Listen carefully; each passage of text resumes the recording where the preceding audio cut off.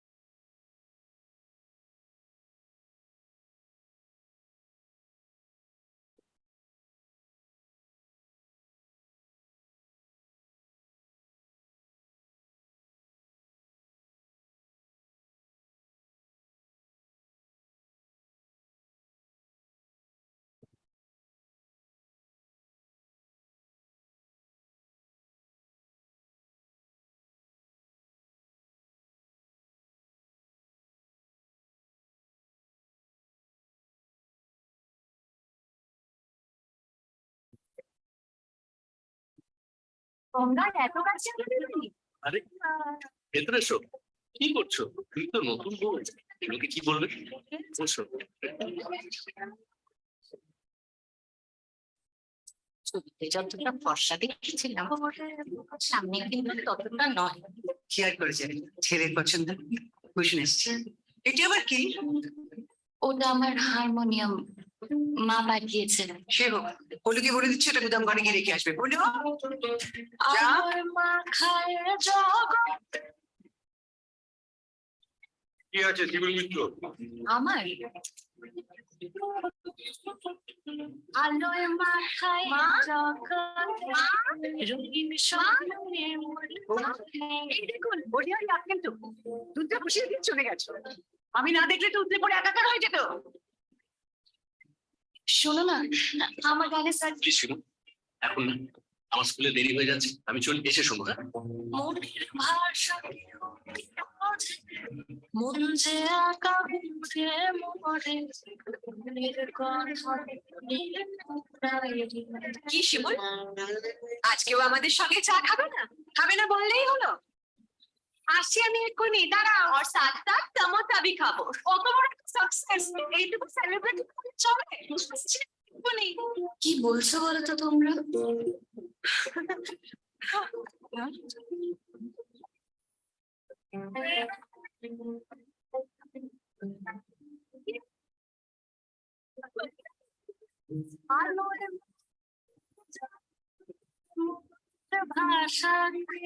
বোঝে রে কার কাছে কই মনের কথা ৩রা জুলাই থেকে প্রতিদিন সন্ধ্যে ৬:৩০ জি বাংলায়।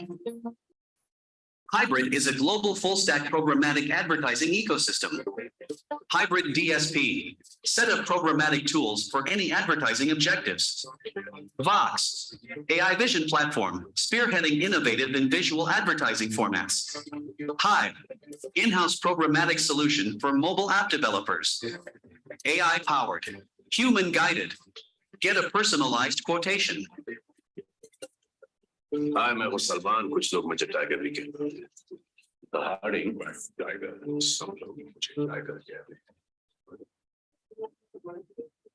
ये SEL टाइगर TMT रिबार एक्सपर्ट्स से टाइगर बॉन्ड कहते हैं ये बॉन्ड छूटता नहीं ये बॉन्ड टूटता नहीं SEL टाइगर TMT रिबार में ताकत बेमिसाल और इसका एडवांस रिप टेक्नोलॉजी लगे सीमेंट से बॉन्ड सालों साल इसे कहते हैं टाइगर बॉन्ड इन दीवारों में टाइगर रहता है SEL टाइगर TMT रिबार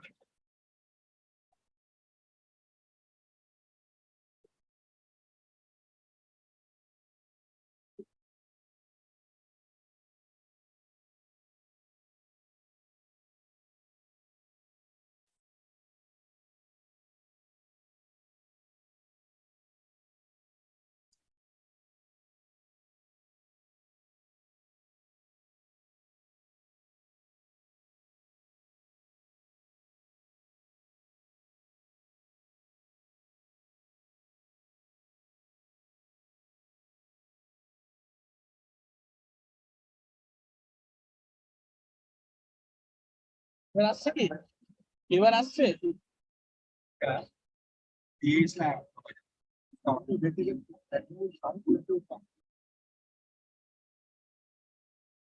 মাইকে থেকে দিতে পারে আপনাদের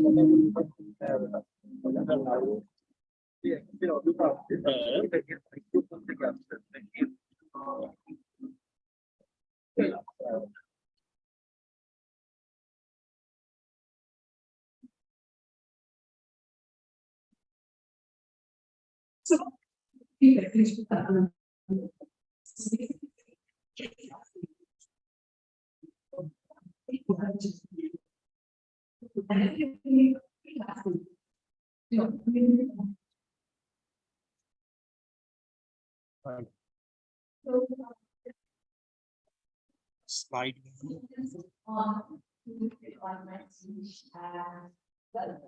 Ms. Vijaya Ghosh, founder and CEO at Gully. Ma'am, can we please have you on stage for the welcome address? I would request everyone present here, please give it a huge round of applause. Come on, everyone. A very good morning to you, ma'am, and a very warm welcome to you.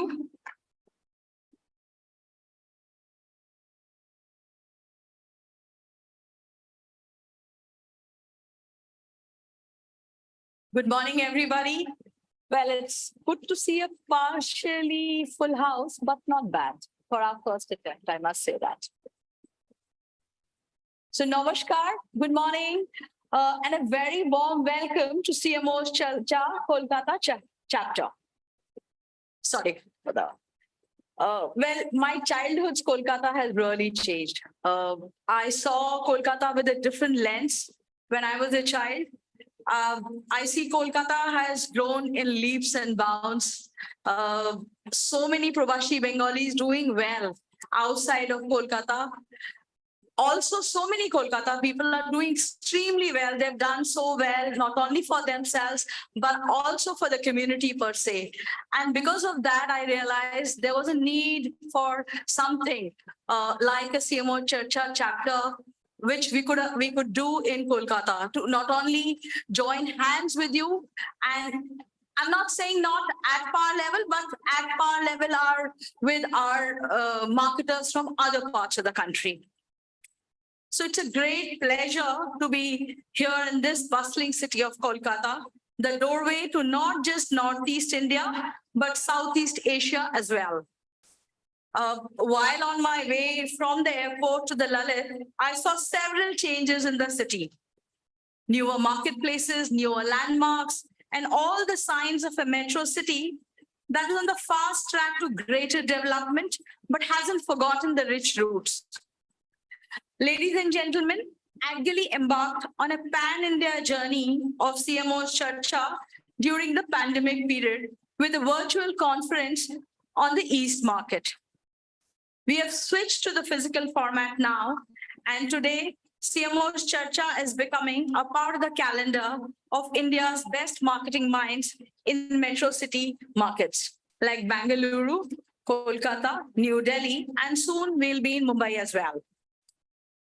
Under the theme of Brand Power Unlocked, CMO's Charcha Kolkata chapter aims to primarily focus on the significance and effectiveness of modern marketing strategies, unleashing the power of technology and data-driven strategies that shape the future of marketing. The summit serves as a platform for CEOs, CXOs, and marketing heads, brand heads, advertising agencies, media heads to exchange ideas, insights, experiences, and success stories, fostering a vibrant environment of collaboration and learning. CMO's Charcha Kolkata chapter intends to go beyond the usual marketing practices and explore the intricacies of many markets of the East. The forum intends to unveil the true potential of the East market, which has been called the new growth engine of India. That's for me today. Before I invite our first esteemed speakers of the day, I would like to extend my heartiest thanks to our partners, without whose support and collaboration, CMO's Charcha Kolkata chapter wouldn't have been possible. I would like to call out a few names. Please excuse me if I take your designations wrong, but I treat you all as my friends, so I may not be even taking your designations, but yeah. Shravanti from Zee Bangla, Samrat from Madison, Kanchan Datta from the Ad Club, President Ad Club Kolkata, Devarshi Chakraborty from Interactive Avenues Kolkata, Mr. Mahesh Motwani, Murli of Wow Momo, Mr. Apurva Sarkar, who actually took out time and spent a lot of time with me and gave me a lot of information as to how I should kind of curate this event. Paulomi, who's been working with me on this project for quite some time. So Paulomi, here is to you. We are actually doing CMO Charcha here today. And Sam, who actually has come down all the way from Mumbai to support us. I got lots of calls from people. Today in the morning also, I got calls saying, is Sam really there? And yes, Kolkata, Mr. Sam Bansara is really here with us today. Friends, before I leave the stage, today is Social Media Day. I would like you to liberally use the social media. Our hashtag is CMO Charcha, hashtag Ad Club Kolkata, hashtag advertising, hashtag brand, marketing, whatever. You can use all those hashtags liberally. And please talk about CMO Charcha Kolkata. It's for us. We need to make it bigger. Thank you so much. Thank you, friends. Thank you. And here is to all of you guys. Thanks.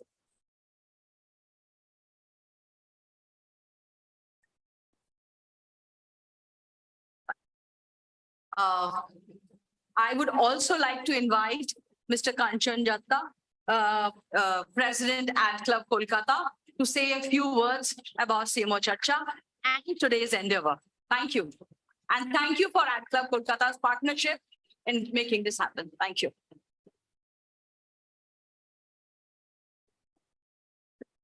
Well, I'll make it short, sweet, and brutally honest.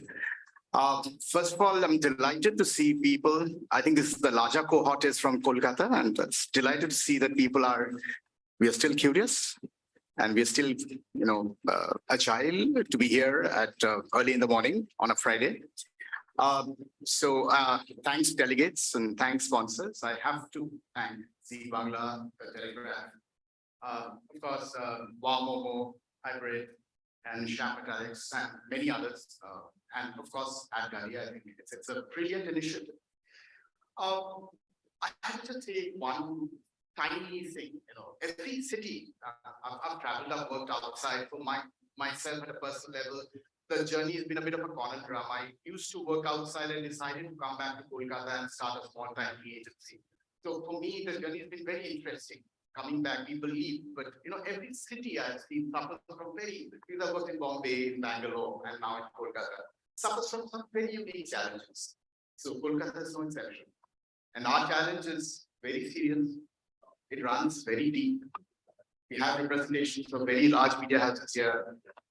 They would also tend to agree that this whole journey of exodus from Calcutta, large brands leaving the city, started early in the 80s. And in fact, in a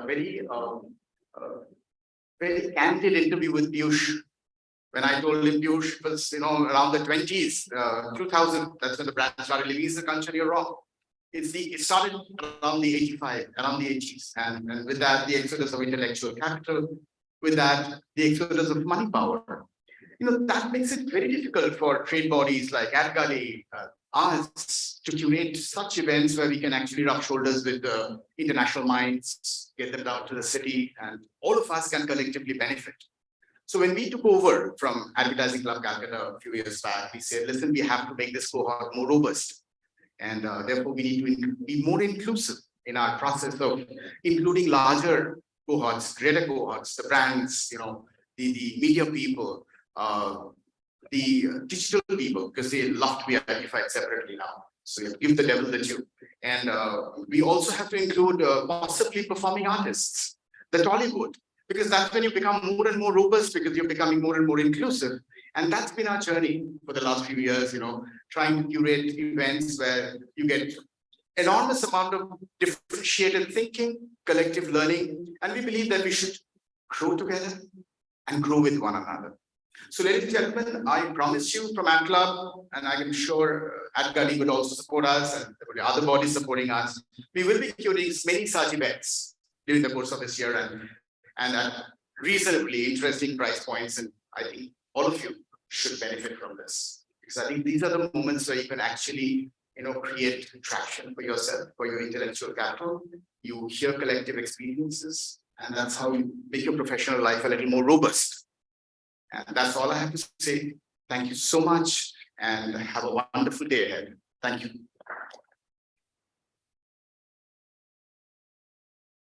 Thank you so much, Mr. Datta.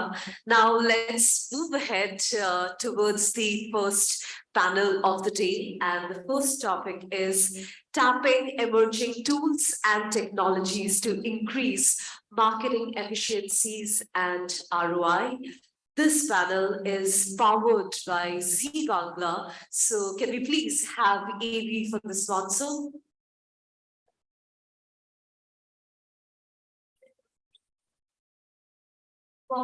এত কাছে আমাদের বাড়ি আরে ভেতরে এসো, কি করছো?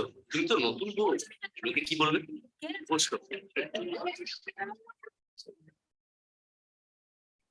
ছবিতে যতটা ফর্সা দেখেছিলাম সামনে কিন্তু ততটা নয়। শেয়ার করেছেন ছেলের পছন্দ বুঝে এসছে। এটি আবার কি? ওটা আমার হারমোনিয়াম, মা পাঠিয়েছে। সে হোক, পলুকে বলে দিচ্ছে এটা গুদাম ঘরে গিয়ে রেখে আসবে। পলু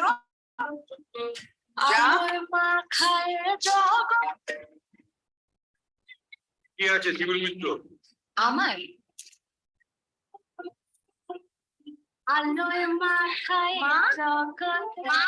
রঙিন স্বপ্নের এই দেখুন বড়িয়ারি আজকাল তো দুধে বসিয়ে দিয়ে চলে গেছে। আমি না দেখলে তো উতলে পড়ে একাকার হয়ে যেত। শোনো না, আমার গানে স্যার প্লিজ শিমু, এখন না, আমার স্কুলে দেরি হয়ে যাচ্ছে, আমি এসে শুনবো না। মনের ভাষা কেউ কি বোঝে, মন যে একা ঘুরে মরে মনের কথা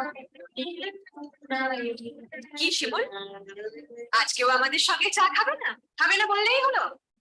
আসছি আমি এক্ষুনি, দাঁড়াও। আর সাথ সাথ তমোতা ভি খাবো। কত বড় একটা সাকসেস, এইটুকু সেলিব্রেট করে চলে। আসছি এক্ষুনি। কি বলছো বলো তো তোমরা?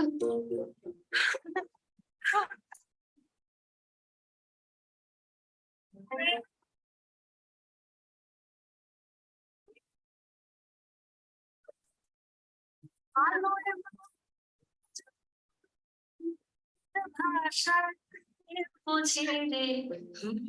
তার কাছে কই মনের কথা ৩রা জুলাই থেকে প্রতিদিন সন্ধ্যে ৬:৩০ জি বাংলায়। Ladies and gentlemen, please join me in welcoming our esteemed panelists for this particular session. The session chair is going to be held by Mr. Abhishek Chadda, EVP North and East Interactive Avenues. Can we please give him a huge round of applause? Come on, everyone. And along with him, I would like to invite on stage Mr. Kaushal Maladi, Vice President, Madison Loop, Ms. Suchi Singhal, AVP, Media Imami, and Mr. Suresh Saraf, CEO, founder, and CEO, Dot and Key. Can we please give all of them a huge round of applause? Come on, everyone. A very warm welcome to all of you.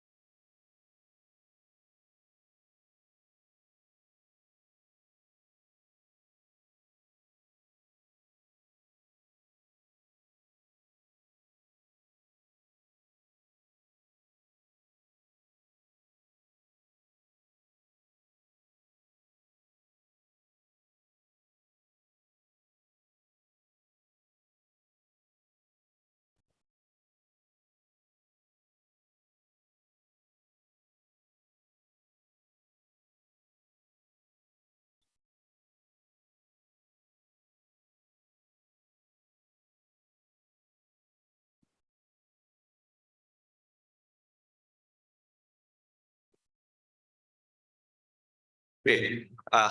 Very good morning, all of you lovely people out there. And thank you, Vijaya. Thank you for this lovely opportunity. Let me just quickly introduce myself and the panel out here. I'm Abhishek. I take care of the North and the East regions for Interactive Avenues. Interactive Avenues is a full service digital marketing services agency, part of IPG Media branch. So when me and Vijay got talking about setting this chapter up for this place, and we spoke about the topics, it was extremely exciting. The fact that such a great market, a latent market, a market that's been always there, and we've seen some fabulous work coming from this side of the country. Vijay, kudos for you to set this all up, and here we are. It took us some time, but we're there. Let me just very quickly introduce the panel. I have Kaushal here. Kaushal is part of Madison. He heads Madison Loop. Shuchi takes care of media at Imami Limited. And Suyash is a co-founder at Dot and Key.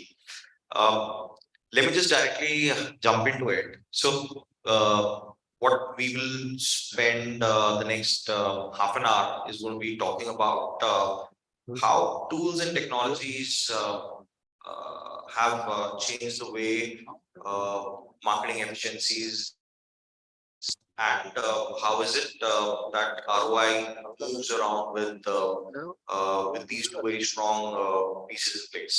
So while an extreme in-depth topic, we have 30 minutes, and the fact that we are the first panel, so I'm just going to push on time, so the other panels can make up. So, okay, so what we've seen, I'm just going to lay down the context, and what we've planned for is a abstract in terms of how we'll move across different people. How the consumers moved in these last 4-5 years, and how the consumer journeys have become completely warped. It's been absolutely non-linear of sorts. It's been very difficult to understand consumer choices, preferences, and even so, the funnels have been completely non-linear. So, and if you look at the larger ecosystem, the technology has also grown, and we've always been an economy wherein we've just leapfrogged on certain aspects. So, be it or not, inwards or outwards, technology has always been there. Whether it is digital transformation that brands are talking about today, or it's purely adoption of technology products in terms of running the marketing campaigns efficiently.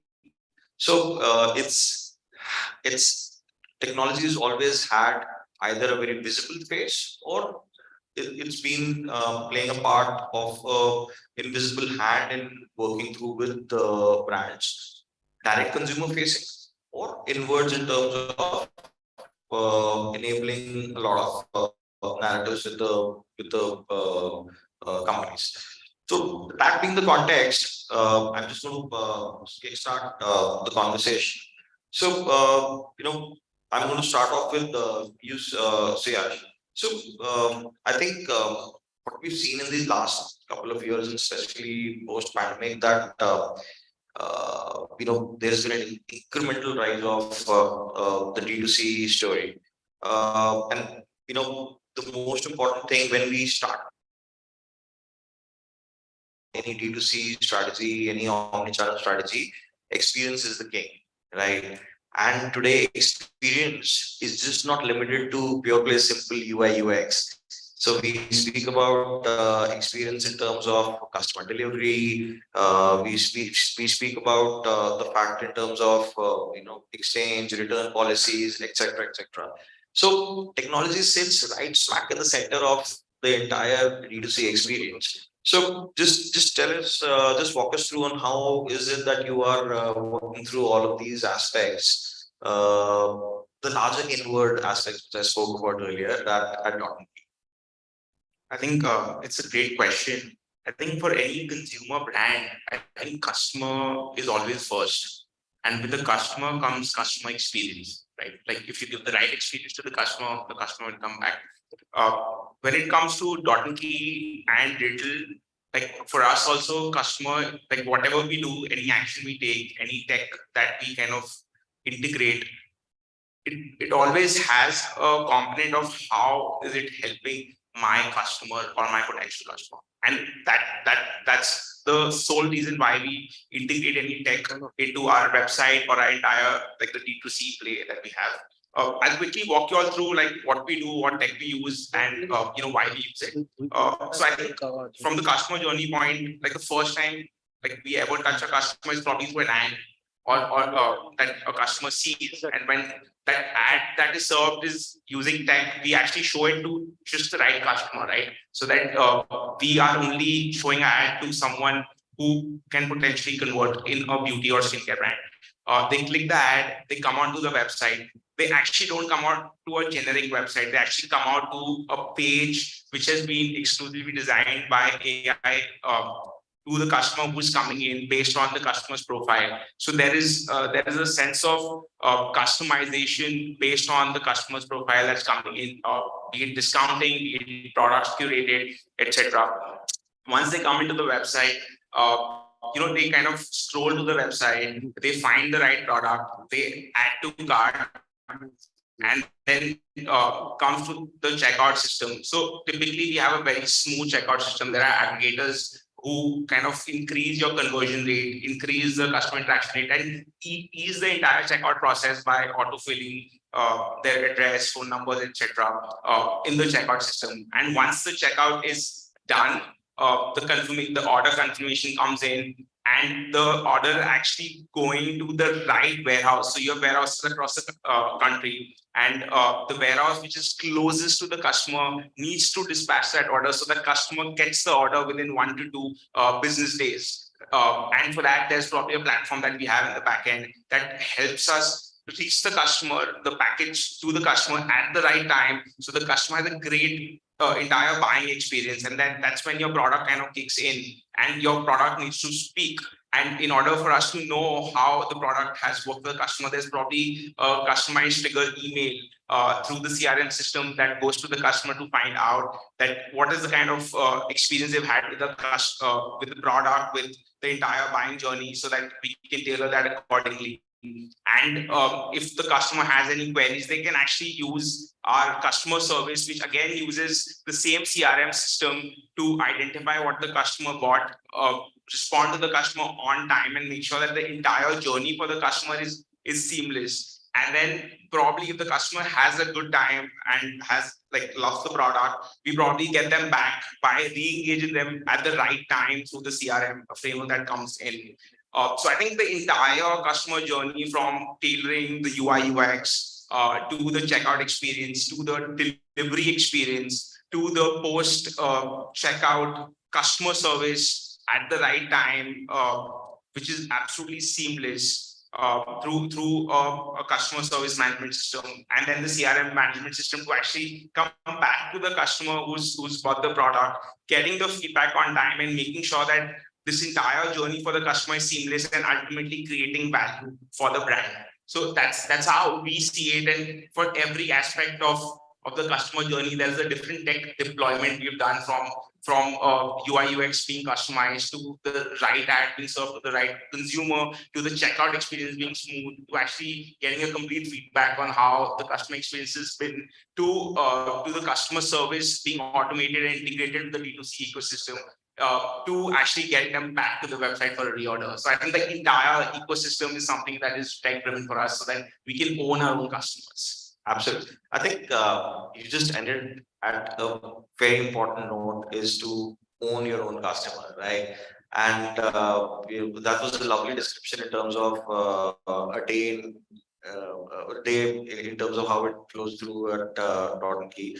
The most important aspect, what I understand, Siyash, is the fact that across the waterfall of the consumer journey, all the tools and tech that you have, everything has to talk to each other. Most importantly, right? Without having one flow of information not connected to the other piece will result in absolute chaos. And that's how, because from a consumer outputs perspective, I am just following maybe 4 steps, because you are creating lesser steps for the consumer, but for every 2 steps that has been produced for the consumer, I think there have been 5x or 6x the number of interventions via tech that you would have made it, and hence extremely critical to for the entire data and the technology infrastructure to talk to each other, right? Great. We'll just leave that here. I'll come to you, Shuchi.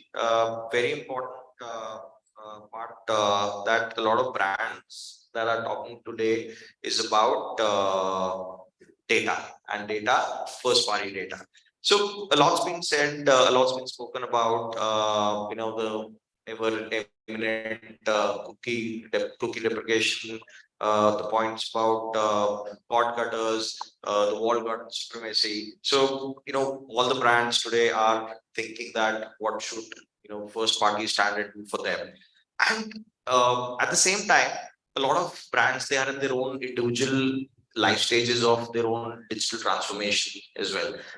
A very important piece, because data sits right in the center of digital transformation. So just tell us in terms of what would be those best use cases on how to operate on your own first party, and what would be the best ideal of, because when I say best, it's never been one size fits all for a brand. But what should be the apt infrastructure technologically thinking for a brand to go through this narrative? So I think, like you said, for a consumer company, everything starts with the consumer, right? And because before Imami, I spent a decade in telecom, and we had a whole wealth of the first party data available to us. And so I've seen the magic. You've been baptized in tech, so.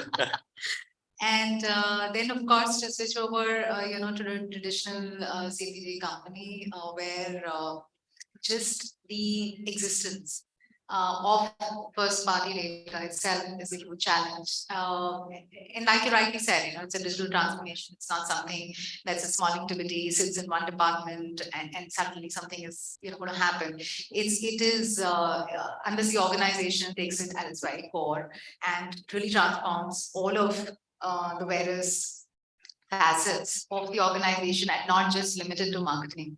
It doesn't happen. But yes, it starts with data collection. It starts with knowing your consumer. And while of course, the B2C brands have the advantage of a fairly linear journey, like you said, somebody sees an ad, clicks, comes to your website, and then there is feedback. You learn about your consumer. For CPG companies, of course, with 70-80% of our sales coming in from general trade, that becomes that much more difficult to know your consumer, and therefore you have to make a start. And if we, continue, if you want to continue to be relevant in the time when brands are exploding, we have to start understanding our consumers better. So yes, the whole need for first party understanding your consumer is paramount. I don't think anybody can get away from it at this moment. In terms of use cases, there can be many. There are, of course, the typical marketing, use cases in terms of communication, personalization, but it can also really feed in your packaging. It can feed in. It can also feed in how you manage your distribution system, especially again for companies like us, where easily about 40-45% again of our revenues come from the rural sector, and you really don't really get to the last mile of where the consumer is buying from his local store. But then therefore this is and now everybody is online.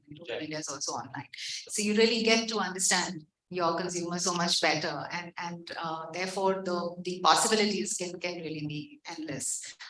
Technology, like you said, is really the backbone of data collection, and not just data collection, but making sense of that data, of course.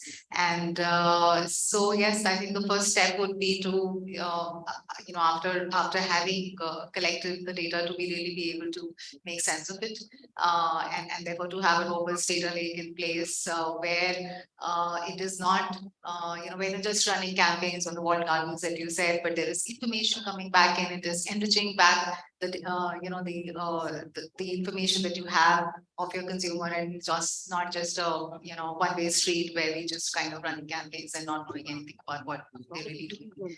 So yeah. Great. I think what really stood out, choose the fact about the possible use cases you spoke about on how it reflects back into packaging. That is these are those small things wherein the data supremacy comes into being. Knowing your consumer better and knowing him for the best to make things more personalized. Personalization is one piece that we're going to speak about later today. So Yash, I'm going to come back to you to discuss ROI, right? The matrices completely change when we speak about how we run marketing specifically for D2C. Of course, there are the legacy ones which always stay, reach frequency. We swear by it. We wake up today morning, every morning, reach frequency is what we live for. The matrices move towards, customer acquisition cost, lifetime values, ROAS, ACOS. So in a scenario wherein it's an extremely competitive space, and for a brand like yours, wherein growth is important, recruitment of new audiences is important, and since it's becoming expensive, the cost of acquisition is going up. So how is it, and how is it that you are using again the entire use case of technology to help lower the cost of acquisition? Because let's face it, there are two parts to it. There is acquisition, and then there is retention, right? Retention will always work inwards. Retention will always try to move. It'll be morely on the back of the consumer trying the product first and building loyalty. But acquisition is where you push the entire product story. Yeah.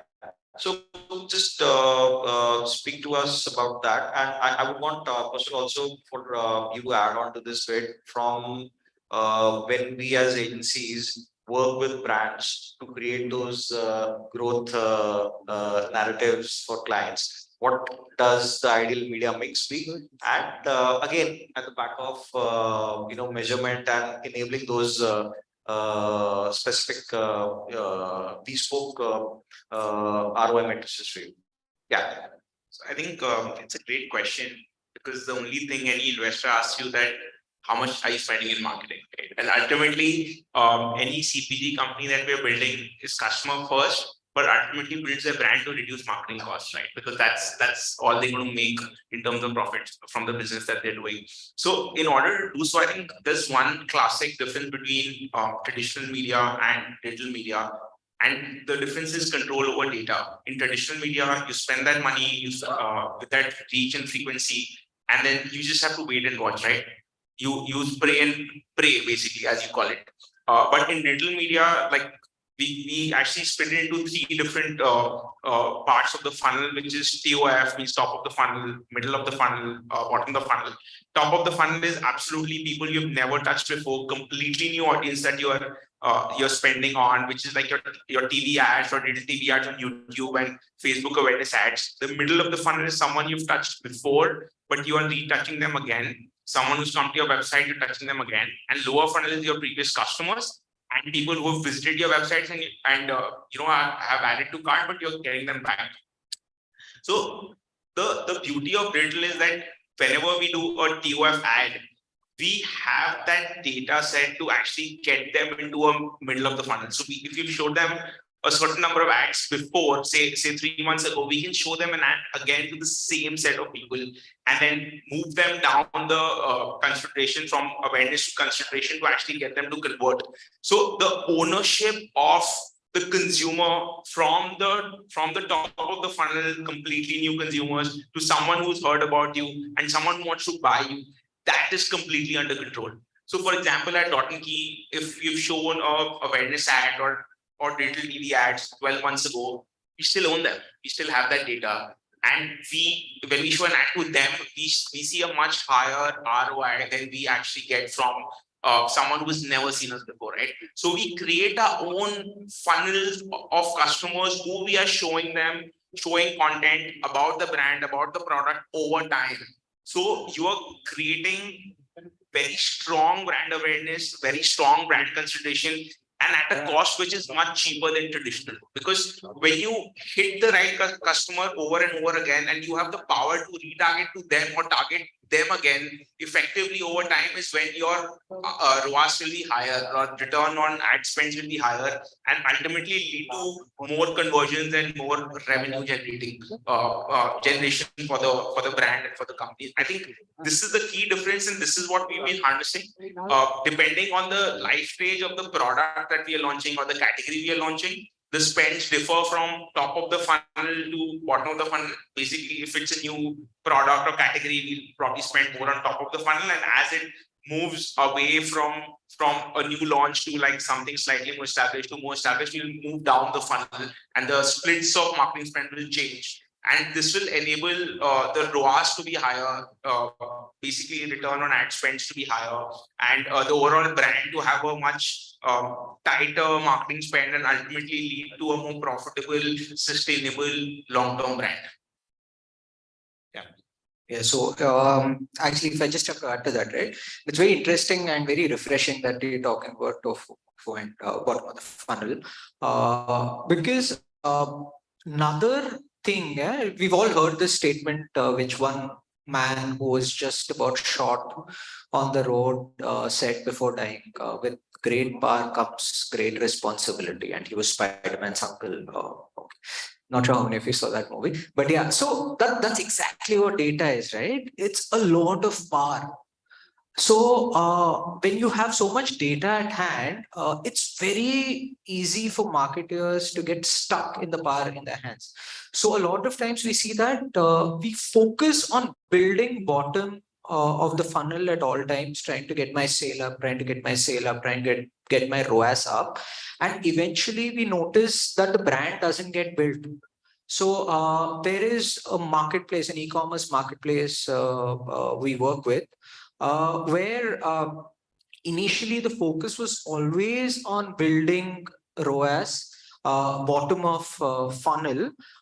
When did the focus start shifting to top of funnel was when the marketplace realized that most of the sales are coming from only 2 or 3 products that have built the top funnel. So even though people are searching, they're coming onto the marketplace just to purchase those products. So tomorrow those products go off the marketplace, that's game over, right? So then the shift to top of the funnel started. And now we're seeing that happening. And as you rightly pointed out, there is a lot more control on digital where we are able to understand the data journey, right?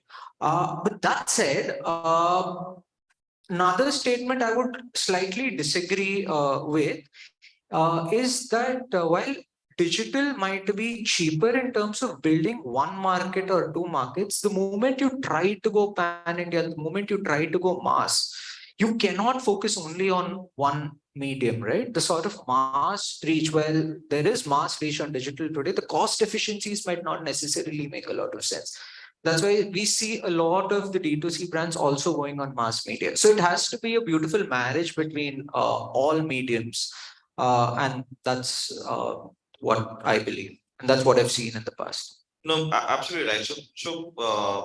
Of course, and that's something. So the media mixes. They also would reflect on the fact of at what life stage the brand is moving towards, right? Absolutely agree with the point being that at any given point of time, TV still will be the medium of choice in terms of for us to get that growth impetus, right? Of course, the TV also has the fact of trust in terms of the consumer's eyes, the larger tangible piece about advertising on TV. So yeah, that's always there. So, but what I derive from the both of you is the fact of understanding the unit economics at every layer and making that balance of sorts across the fund. So I'm going to bring the point on efficiencies back at you, Shuchi, because when we peel the onion layers of efficiency, largely when we speak about it, optimization is one key pillar, right? And and in today when we're running digital campaigns largely, there is a great deal about how we are infusing AI and ML into the entire piece. Would love to hear about how we are using that, and also the fact that we spoke about first party earlier. On the back of first party, there rests a very important use case, a narrative, which is personalization, right? So just help us take us through the fact of how do both of these two things come alive together? Yeah, so I mean, we all know that the attention spans, especially in the digital world, are just dwindling, right? And in fact, I was just reading the other day that on an average, apparently, we scroll some 100 feet of content in a day, and that's huge. With that kind of the options that are available to the consumer, where his mind is all over the place, unless you are relevant, he's not going to notice you. However much you spend, it has to be relevant. And that is where, therefore, the understanding of the consumer, and therefore the first party data, and therefore the personalization, how relevant can you make, the message, so that he really, and he really gets it, and he takes some action on it. Otherwise, I think increasingly digital has become a kind of a discounting, medium. We show this some offer, and therefore, just act now. But if you want to build brands in the long term, there is no other way. You have to have a story. You have to be able to communicate that to your consumer, what you stand for. And that's where, personalization plays a role. Of course, if you have robust first party data, you can really make it absolutely relevant in terms of, like you said, how do you grow the business? So how do you cross sell or upsell? Because, in the past, he's actually bought these two products, but I definitely want him to, buy more. How do I use the knowledge of what he's bought to therefore, move into something else? Of course, personalization is not necessarily limited to first party. We've used DCO, dynamic creative optimization, very extensively for personalization, which also therefore we see much better, results when we do that. But there's also other, in terms of optimization. One is creative piece, because you have to make it relevant, you have to make the message relevant. The other piece is, of course, media, and that's where the messaging comes in. The measurement piece comes in. How do you optimize that? Unless you know what is it that is making an impact, and which you can only know if you measure. And we have used, extensively ads data, where therefore you kind of collected every impression that you've served across all kind of assets, video display across all kind of campaigns that you run across publishers, and then on the back of it, therefore, you can really measure what did the video asset do versus what did the display unit do versus if somebody saw them together, was it this creative, this worked, or what is the optimum duration of the ad that you need to run to at a 3+ frequency, I get this kind of result, but at a 5+ I get this, and therefore what is the kind of spend that you need to be doing, and therefore you can just optimize your spends. Your ROI is much better, and not just in terms of, I'm saying, the bottom of funnel sale, but also in terms of cost per reach. Because, like he rightly pointed out, for large brands, mass brands, that mass reach is going to be, continue to be important, and therefore top of funnel will continue to be very important if you want to build large brands. Great. So, what really stuck out was with cultivating that intelligent data over a period of time, we will be able to set those specific predictive models also in place for us to maybe understand what the demand can come through whatever investments that we are going to do.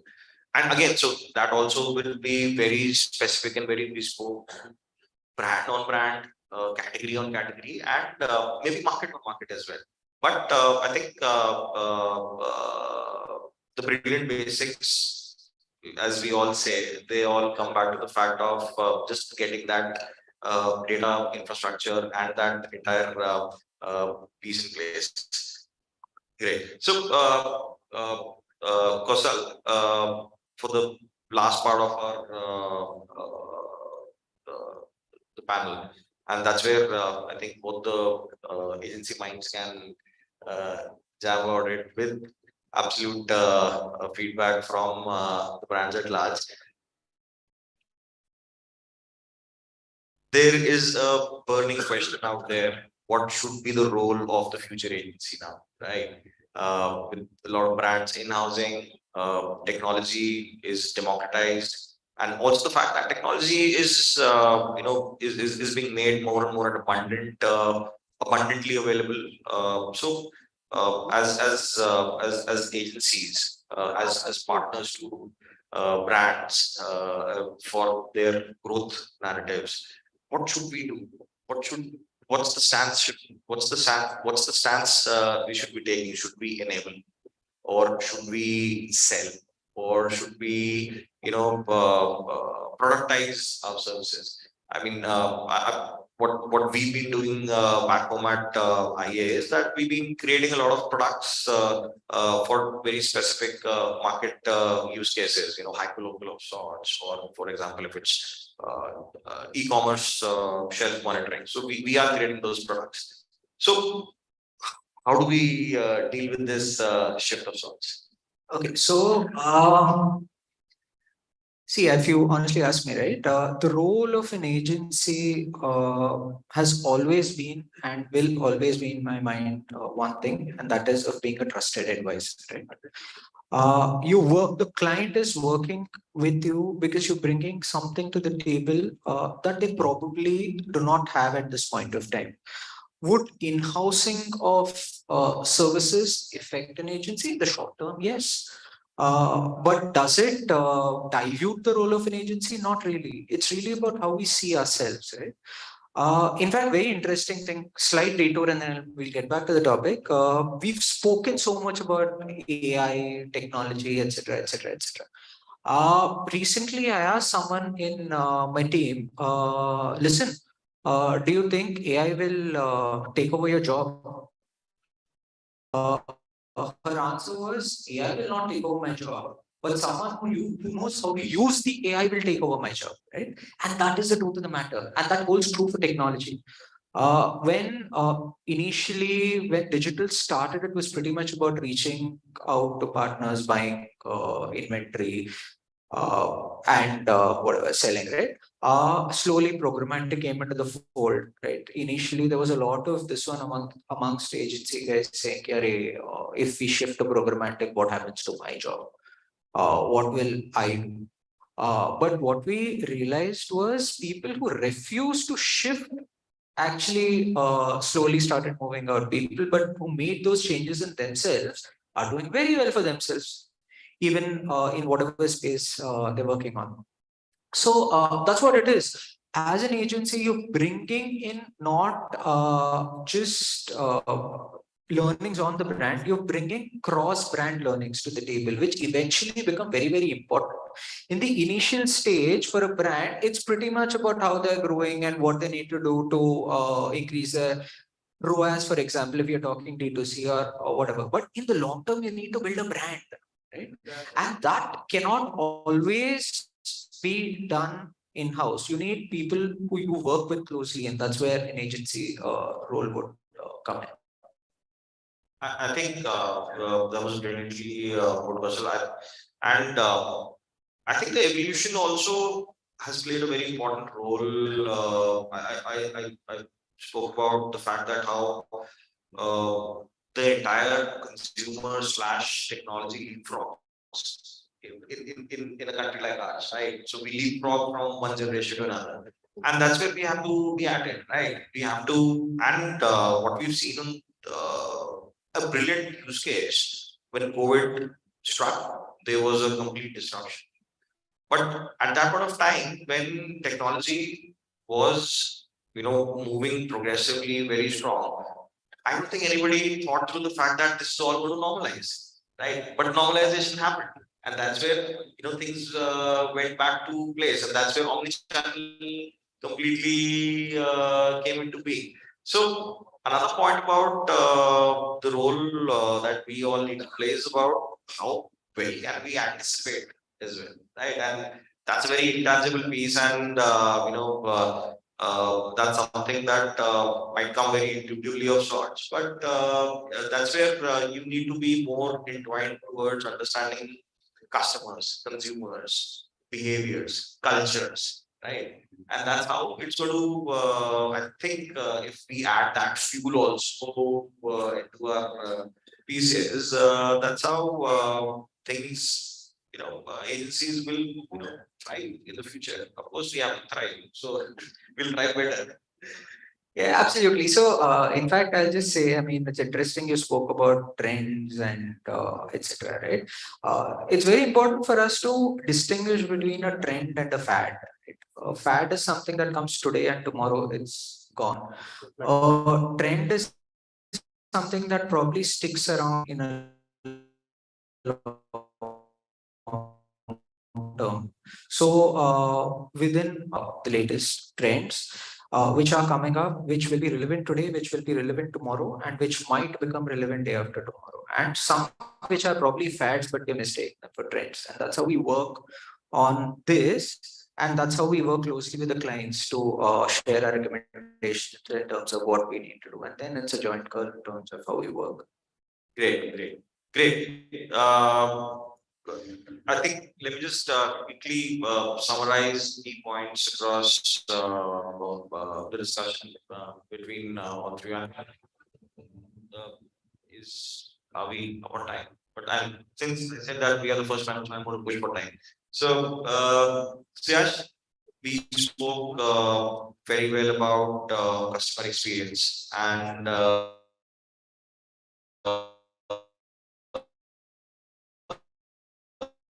key point that you spoke about was in a big brotherly way, knowing what he or she is, and knowing the data and just acting upon it. Second point that stood out was whatever technology enablements that happen, everything has to talk to each other. Otherwise, the journey gets disrupted and we are in absolute chaos. Chuchi, when we spoke about measurement and impact and ROI, I think points were tabled about the data coming back to us and the data talking to us for us to create those very specific use cases wherein we can understand on how the demand has to work together. Fantastic point about, and it's just still stuck with me on how customer data can just work back on packaging. I mean, there have been various instances, a lot of brands doing that, but I think those just been smokes and mirrors exercise. But if you're able to land that in a sustainable and a large way, it will work brilliantly well. So great points on that. And so I think what our role is going to be for an agency is rightly put as summarized. Is going to rest on these pillars only, which is the fact about partnering with clients, irrespective of whether in-housing continues to happen. Ultimately, there is going to be a very strong consulting-led approach of sorts, if I want to put it. Again, that for the lack of a better word, because consulting it raises everybody's eyebrows for the right or the wrong reasons. But at the end of the day, we need to add value to our partners, and that value might come from will come from the use of technology, or at best on telling them what to use most, right? So great. Thank you so much. It's been a lovely panel. And yes, That took away 5 seconds. yes. We can open up for any questions now.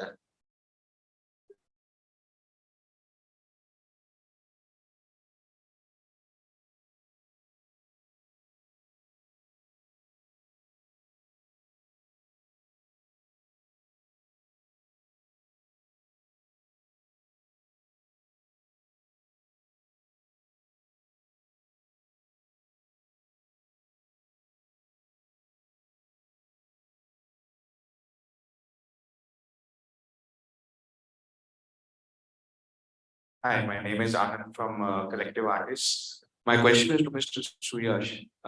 Firstly, congratulating amazing brand that you built, especially in an industry which is so competitive in the product line.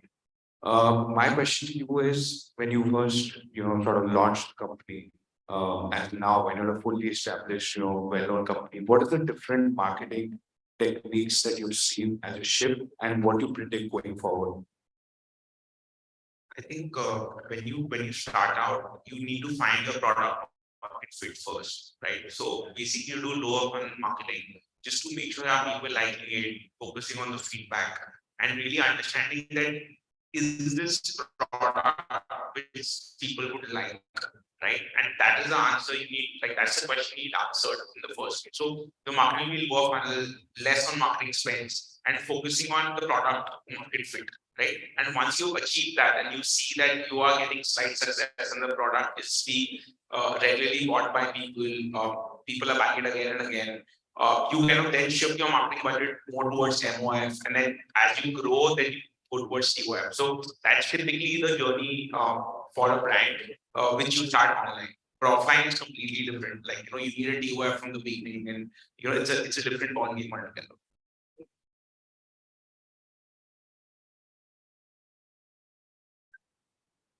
Great. Thank you so much.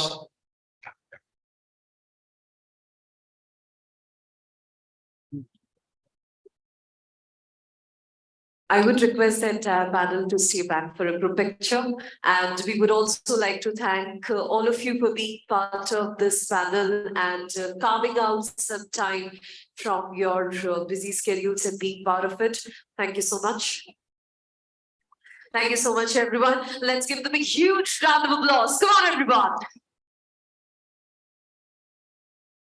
All right, so now next on the agenda, we have a keynote address, and the topic is new imperatives in changing India. And in order to do that, let me please invite on stage Mr. Sam Balsara, Chairman, Madison World. Can we please give him a huge round of applause? Come on, everyone. A very good morning to you, sir, and a very warm welcome.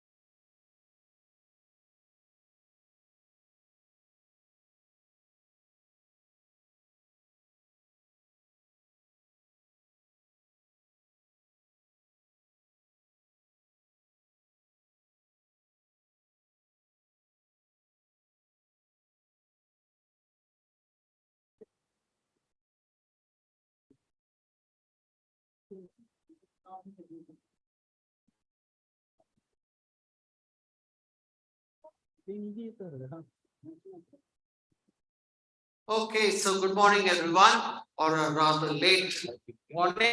And a big thank you to Ad Gully and Ad Club Calcutta and many of you who invited me here. I don't think I've spoken very often at a forum in Calcutta, so many of you are hearing me for the first time. And I'm looking forward to meeting all of you possibly during the lunch break or something like that. So we had a wonderful session on tools and techniques, but I thought I would speak to you at a broader level, and therefore I've titled my presentation New Imperatives in a Changing India.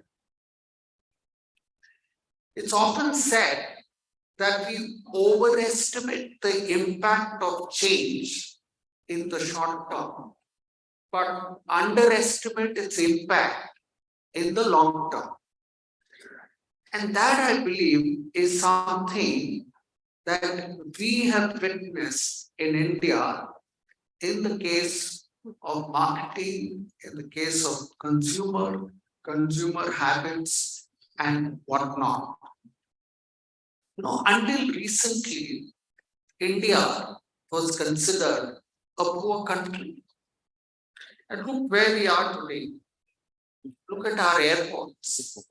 Look at our, well, if not roads in the city, at least some of our highways. See what's happening in the beauty business. The maid who looks after my grandchildren wears lipstick in the house.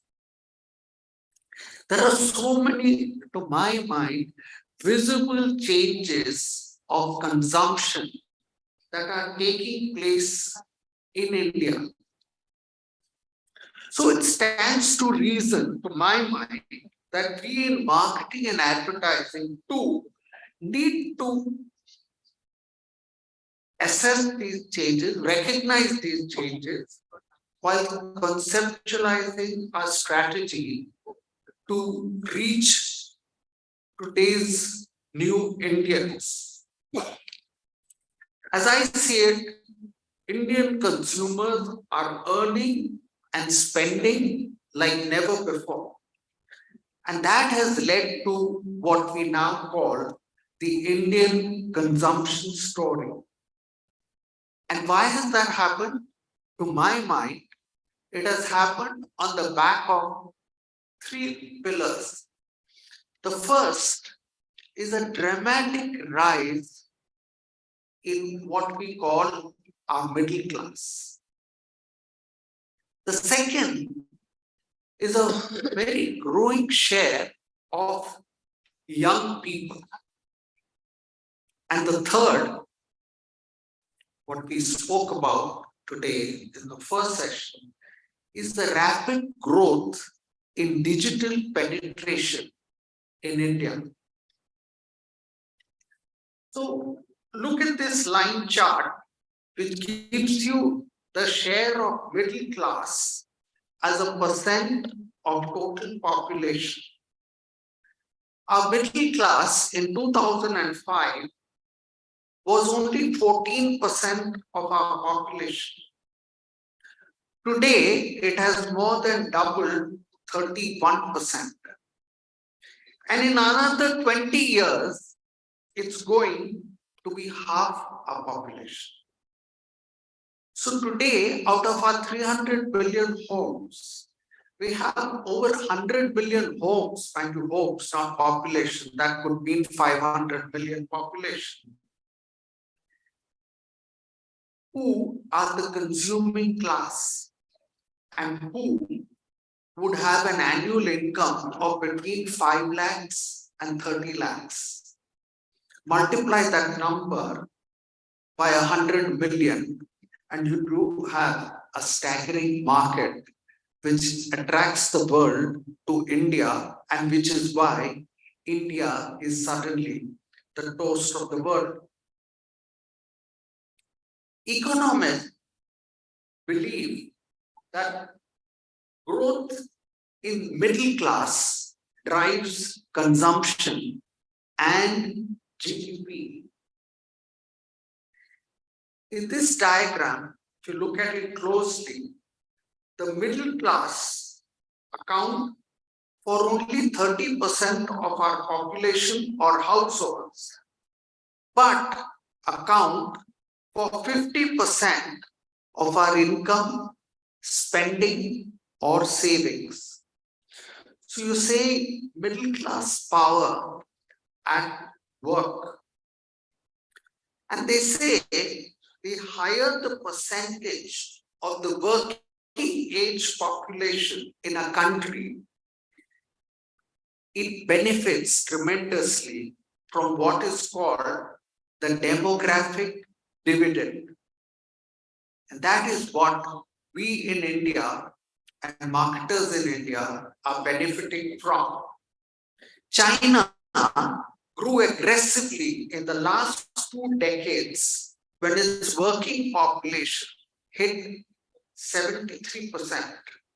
But that is sharply declining now, as you see in the blue line, whereas India's working population is increasing rapidly. Look at the yellow line. going to continue to rise for another 7 years till 2030, before which it starts with a very slow rate of decline till 2060. So what it tells me is that India's growing markets are going to continue to grow for at least another 40 years. So that's very good news for marketers. My third pillar, and something that is quite obvious, but I don't know if all of you realize the dramaticness of what has happened. As this chart indicates, is the dramatic increase in internet penetration that we have been witnessing in India since 2000. Until 2015, our internet base was relatively low, but then it grew rapidly from 10 million to 25 million to 46 million every 5 years. But see what happened from 2015 to 2020. We grew from 46 million to 692 million. And this is further expected to grow to 900 million by 2025. So it's Reliance's Jio and the low-cost broadband that I believe has brought about this revolution. So these three factors, as I see it, have completely and radically changed India. And therefore I say that it's no longer relevant for us to adopt the Western marketing playbook that traditionally, Indian marketers and Indian, to some extent, even advertising people have been fed on to exploit the market that is booming in our country. We need to create an India-specific playbook to cater to today's India. Now, what are the three key ingredients that our India playbook must have? First is that we need to identify the addressable markets beyond traditional demographics of age and sex, but by newer cohorts that are available now in even media term. I dare say our traditional SEC definitions don't serve us very well. Take these two gentlemen in the two pictures. One is a shopkeeper, another a senior self-employed professional. Both are NCCS 8. I don't know how many of you recognize this, but instead of going into very complicated strategies of target audience definition and defining cohorts, now our audiovisual media itself offers us 5 unique targetable options. At the top of the pyramid, you have now the growing connected TV households, estimated at 2 million households or 20 million people at least. And connected TV is booming, and advertisers are beginning to recognize this. In the recently concluded IPL, the only rate that could not be negotiated is that of connected TV. A little lower down, you have YouTube and OTT platforms, which give us 43 million homes. Then comes the largest segment, many large companies recently, until recently, used to use almost exclusively, which is the cable and satellite TV segment, which gives you 77 million homes. And the last is free TV homes, or what we call FTA, or free to air homes, which are estimated at 45 million homes. Then right at the base, you have the video dark homes, which you cannot reach, and that is estimated as 150 million. So by using these different sets of media itself, you can actually pretty sharply reach almost 70–80% of your target audience. In the days gone by, broadcasting was indeed the name of the game. And some of you may remember this. In the days with Ramayana and Mahabharata and whatnot, and a single channel of everything available on Doordarshan, you could capture the entire country so easily. I remember when I launched Synthol 9 in 1990, all that was required was 4 double spots on 4 consecutive Sunday mornings, and boom, Synthol 9 established a market share of 5.3% in the premium soap market in the very first month that the retail audit picked up or reported market share figures. Today we've come a full circle with digital video and connected TV with its numerous targeting options that can help marketers launch niche brands profitably. You could argue, thanks to digital brands or digital itself, brands no longer now are the preserve of big boys.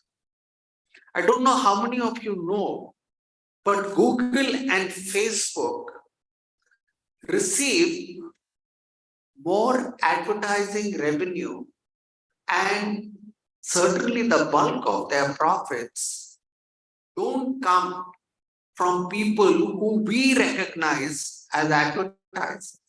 They come from lakhs and lakhs and lakhs of very small advertisers who spend between 5 and 10 lakhs a year on digital. So this is how digital is changing the face of the Indian market. And I should think, those on marketing who till now recognize their competition only as the big brands, I think if they're not going to recognize the immense competition that is going to come from these smaller brands powered by digital, then I think you have a problem coming as I see it. Take a relatively new client of Madison, Attenborough, started by, I think, 3 IIT pass-outs. They launched fans based on a new technology that is today being adopted by all large players in the fan market. But they introduced it, these 3 young boys. They first made their product available only on e-commerce. They then increased their target audience using digital media with limited number of retail stores. Today, they have a pan-India presence with connected TV digital, and linear TV. Last season, we put them on IPL. And all this happened in a matter of about 5 years. Crompton or Usha did not see this competition coming. Nor did they see or recognize this technology. But it took these 3 young boys to introduce this technology to India 5 years ago.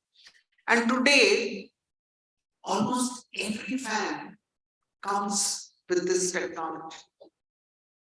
So this indeed is the kind of change that I think we can expect in many, many categories.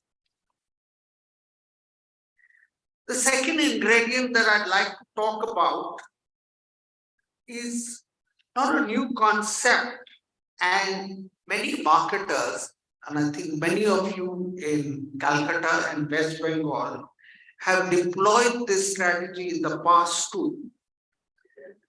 But in a way, this is unique to India, not really practiced in many other parts of the world. And that is what I call regionalization. Look at these 2 maps. On the left is a map of India depicting the unique fabric or sari that comes from virtually every state of India, from Kanchivaram in Tamil Nadu and Mysore silk in Bangalore to Pashmina in Kashmir.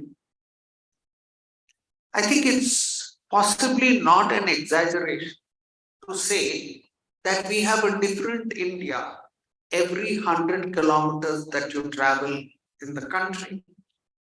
Not only are there sharp differences in customs, habits, and attitudes as one travels from place to place in India. If you see the map on the right, the nominal per capita GDP also varies widely, and so does consumption intensity by state. And the variation is not small. It's from $7,000, a high of $7,000 in the tiny state of Goa, to as low as $1,600 in Jammu and Kashmir. Generally speaking, the West and South and Delhi, Punjab, Haryana in the North are far more prosperous compared to rest of India. One of our clients, Titan Tanishq, after they moved to us about 5 years ago, had an amazing bull run, opening its stores in smaller markets and adopting a full regionalization strategy, starting with the product range itself and ending with the choice of model and creative executions. Hyperlocal marketing at scale is another successful strategy that marketers can use. At Madison, some 4 or 5 years ago, we developed a town and country framework which allows you not to get daunted by the vastness of India with as many as 766 districts. Our framework identified just 200 districts out of these 766 districts, which a marketer needs to market to exploit 80% of India's market potential. And the third ingredient that I'd like to talk about is smart allocation of media monies basis media consumption. A significant, relatively recent development is that the younger our target audience, the more mediums they consume. 41% of those over 50 consume only one medium. But only 22% of the young between 16 and 26 consume one medium. Only 4% of older consumers consume 4 mediums, but as many as 15% of the young consume 4 mediums. So multimedia in a way becomes necessary when you want to target young audiences. Here's another interesting chart for what I call media consumption intensity, which is nothing but the reach of a medium multiplied by time spent. You will see that as you move up the age spectrum for internet, it moves up from 39 to 56%. For TV, it moves down from 56 to 41%. Whereas for radio and print, it is very low. Now, even for 50 plus audiences, but it moves even lower as you go down the age group. See the wide distance between the top 2 lines and the bottom 2 lines. The mighty television, which reigned the media world from the 80s, is beginning to show some signs of strength. Time spent by younger age groups on TV is coming down significantly. And media planners are now recognizing the concept of heavy, medium, and light TV viewers. If you use a single medium like television, which I do believe even today, with so much talk of digital, is unbeatable when it comes to brand building. When you discuss top of the funnel, you are going to miss out on what we now call light TV viewers. The reality is that a 540 GRP plan delivers 930 GRPs to the heavy users, but only 242 GRPs to the light users. So I want to tell a lot of the Calcutta marketers who have mastered the art of television and who know so much about television on the back of their hands, that if you continue to use a TV alone plan, you are considerably underserving 1/3 of your population or your target audience without your knowing it. So the early days of digital, when you looked at digital separately, are fraught with problems. You cannot today plan for television and digital separately. You have to look at them as one audio-video medium and create a strategy for addressing the audio-visual medium. Google now offers us the option to reach out to these live TV viewers using sophisticated technology to identify them. And at Madison, we have come up with a system that we call TV Plus to augment the TV plan with digital that specifically focuses on these live TV viewers so that you can deliver a closer to objective number of GRPs amongst all 3 segments: heavy, medium, and light without going berserk on the budget. A word on other media, since I spoke a little bit about television and digital. I don't know how many of you know that India, along with Germany, are the only two countries where print is still about 22% of the market, of the ADEX market. In every other country, the world average for print in ADEX is now down, I think 5%. In China, it is near zero.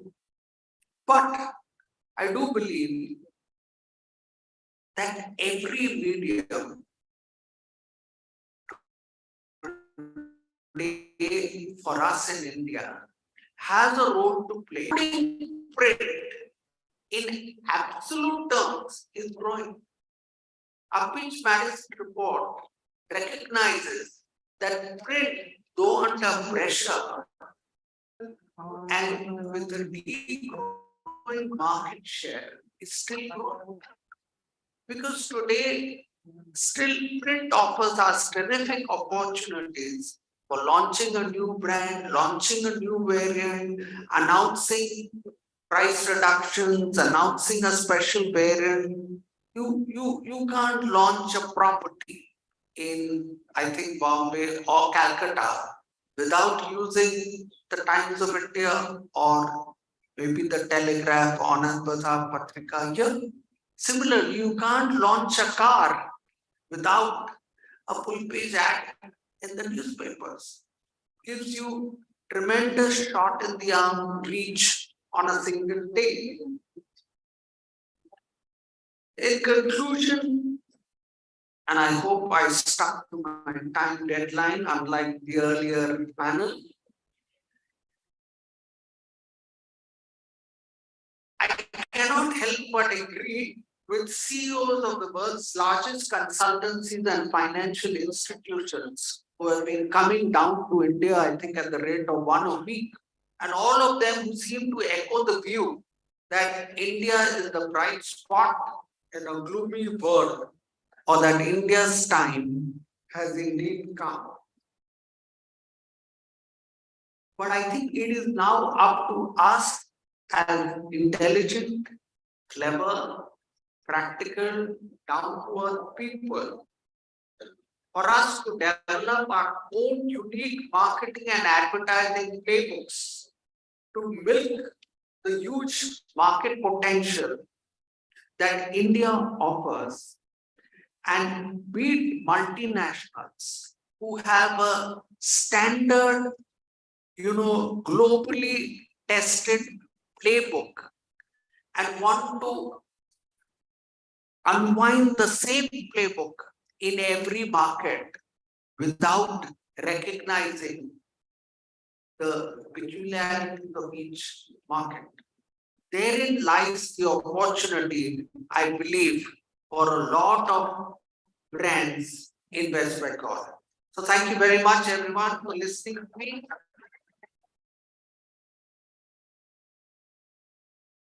Thank you so much, sir, for your impeccable insights on the subject. And now it's time that we announce the next panel of the day. And the subject is decoding the new age consumers. And the session chair will be held by Ms. Preetha Dasgupta, Chief Marketing Officer, Avis India. Can we please give them a huge round of applause? Come on, everyone. And along with her, may I please invite the rest of the panel on stage, Mr. Anirban Banerjee, Senior Vice President and Business Unit Head, Battery and Fashion Light, Everready Industries India. Along with him, we also have Mr.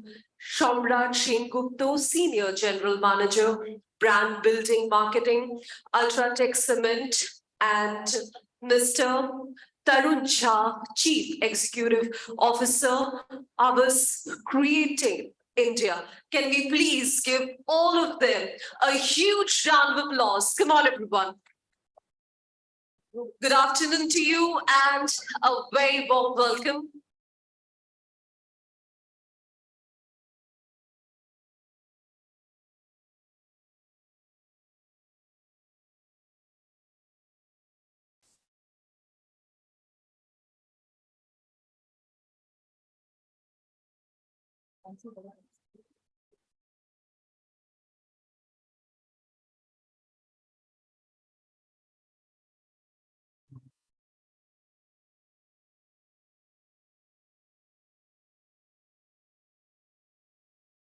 Can I have the slides, please?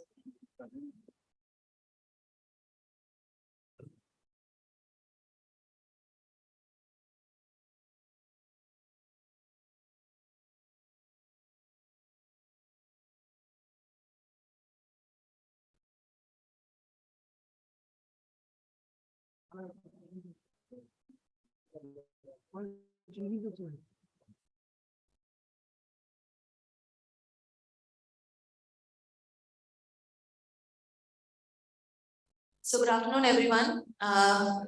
We have two tasks, challenging tasks ahead of us. One, to have the audacity to come up on stage right after legendary Mr. Sam Balsara. Not a very easy task. And secondly, to decode the new age consumers, which is what we will try to do in the next 30-40 minutes. I promise you, I just have 2 slides. I'll not bore you with slides. We have a very powerful panel here. Okay, I'll start with this. Just a show of hands. How many of you have seen this tweet or heard about it or read anything about it? Okay, 1, 2, 3, 4, 5. Okay, I'll just quickly tell you the story. So this was on June. In June, this man walks into Starbucks and he checks coffee, which was costing him $400 at Starbucks. So he checks it on Zomato, and it was 190 rupees. So while sitting at Starbucks, he orders coffee on Zomato, which gets delivered to him at Starbucks for $190. So this is the new age consumer you're talking about. And this is not a plug. This is actually a very baffling stat. So since 2009, Avas has been releasing a report called Meaningful Brands. And the latest one, the 2023 edition, says that people or consumers wouldn't care if 73% brands disappear today. So that's a baffling statement. You can remove it. Just a little plug, if you want this report, you can catch me offline and take it from me, it's free of cost. Okay, moving on. So we're talking about an age of consumers who are, who doesn't like sermons, who loves content and extremely aware and prudent. I'll start with you, Anirban. We have all grown up with Give Me Red. It's iconic. But the age of classical brand building is gone. So so tell us, what are the big changes you've made in the way you engage with consumers now and why? Thanks, Pradha. So as all of you would know, we are headquartered out of Calcutta. So Everett is a brand very synonymous with batteries, and Give Me Red is something that I've been, born and brought up with, whereas I didn't spend too much time in Calcutta other than the past 6 months. But from wherever I was, it has been iconic, as you rightly said. It has been a cult. It's almost evolved for an attitude, other than the fact that it also sold batteries. For us, for the past couple of years, possibly media dark, no harm in it, given that almost about 3 decades of Keep Me Red kind of brought the top of mind as far as battery buying is concerned completely to every day, in spite of the fact that we were India dark for almost about 5 to 6 years. That being said, generations have moved. We saw COVID, push bars of technologies, bring people closer, etc., etc. And as we venture this year into a much more stronger transformation from a point of view of everyday, right? One of the mainstream checks that we are doing is to get very, very, very close to the consumer. And what does that mean? So 3 decades of being iconic, are we relevant to a younger India, given that half of India is less than 30 years of age? And that's the first check. Does Give Me Red resonate with a younger India? What does it mean? Right. And lots of consumer researchers over the last 6 months, there is obviously a gap, but the older India strongly resonates, continues to resonate, feels it is fabulous. The younger India believes that it is a call for power, right? And thus, going ahead, we probably see a bit of our campaigns coming out, right? Which will have more to do with the connection of Give Me Red and power. Segmentation of battery is a battery is a battery, right? How much more can you talk about a battery? All of us go buy a battery.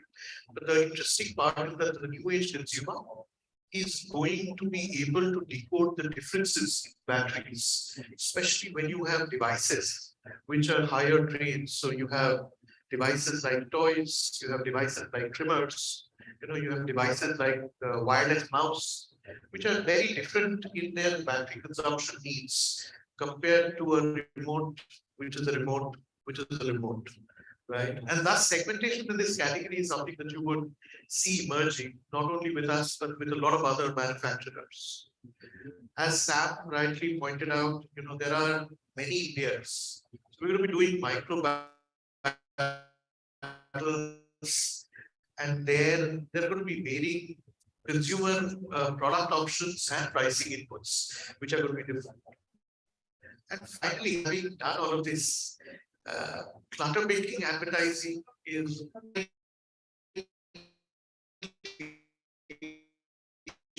core, yes, but it's important to kind of connect to the customer. Media is back from the past. Takes on a jump with print, but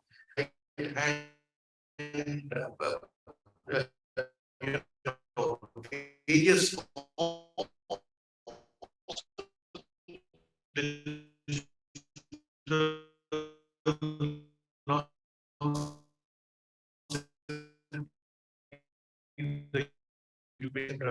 is something that's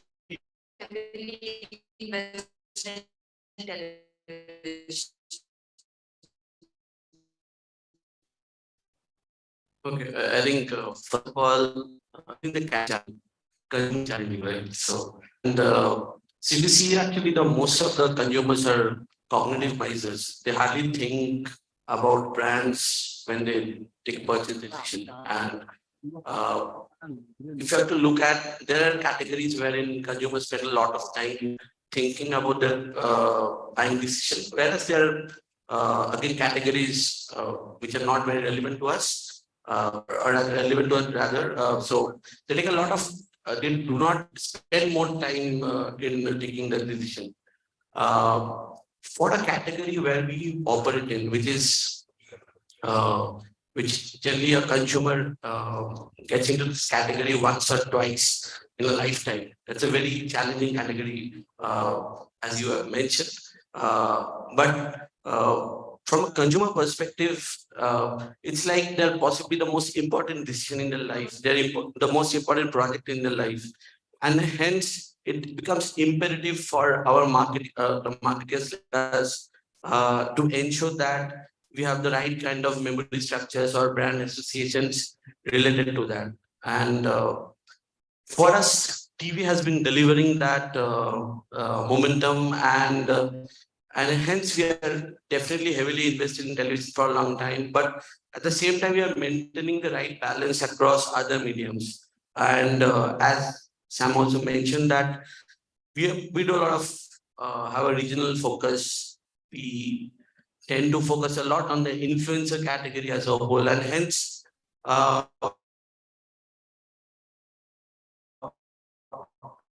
we have been maintaining licensing optimally across outdoor, digital, print, and we are across all medium, because I'm not going to get this consumer once again in lifetime, right? And hence for us, it's very important that we are there consistently throughout in whatever touch points a consumer would actually come across.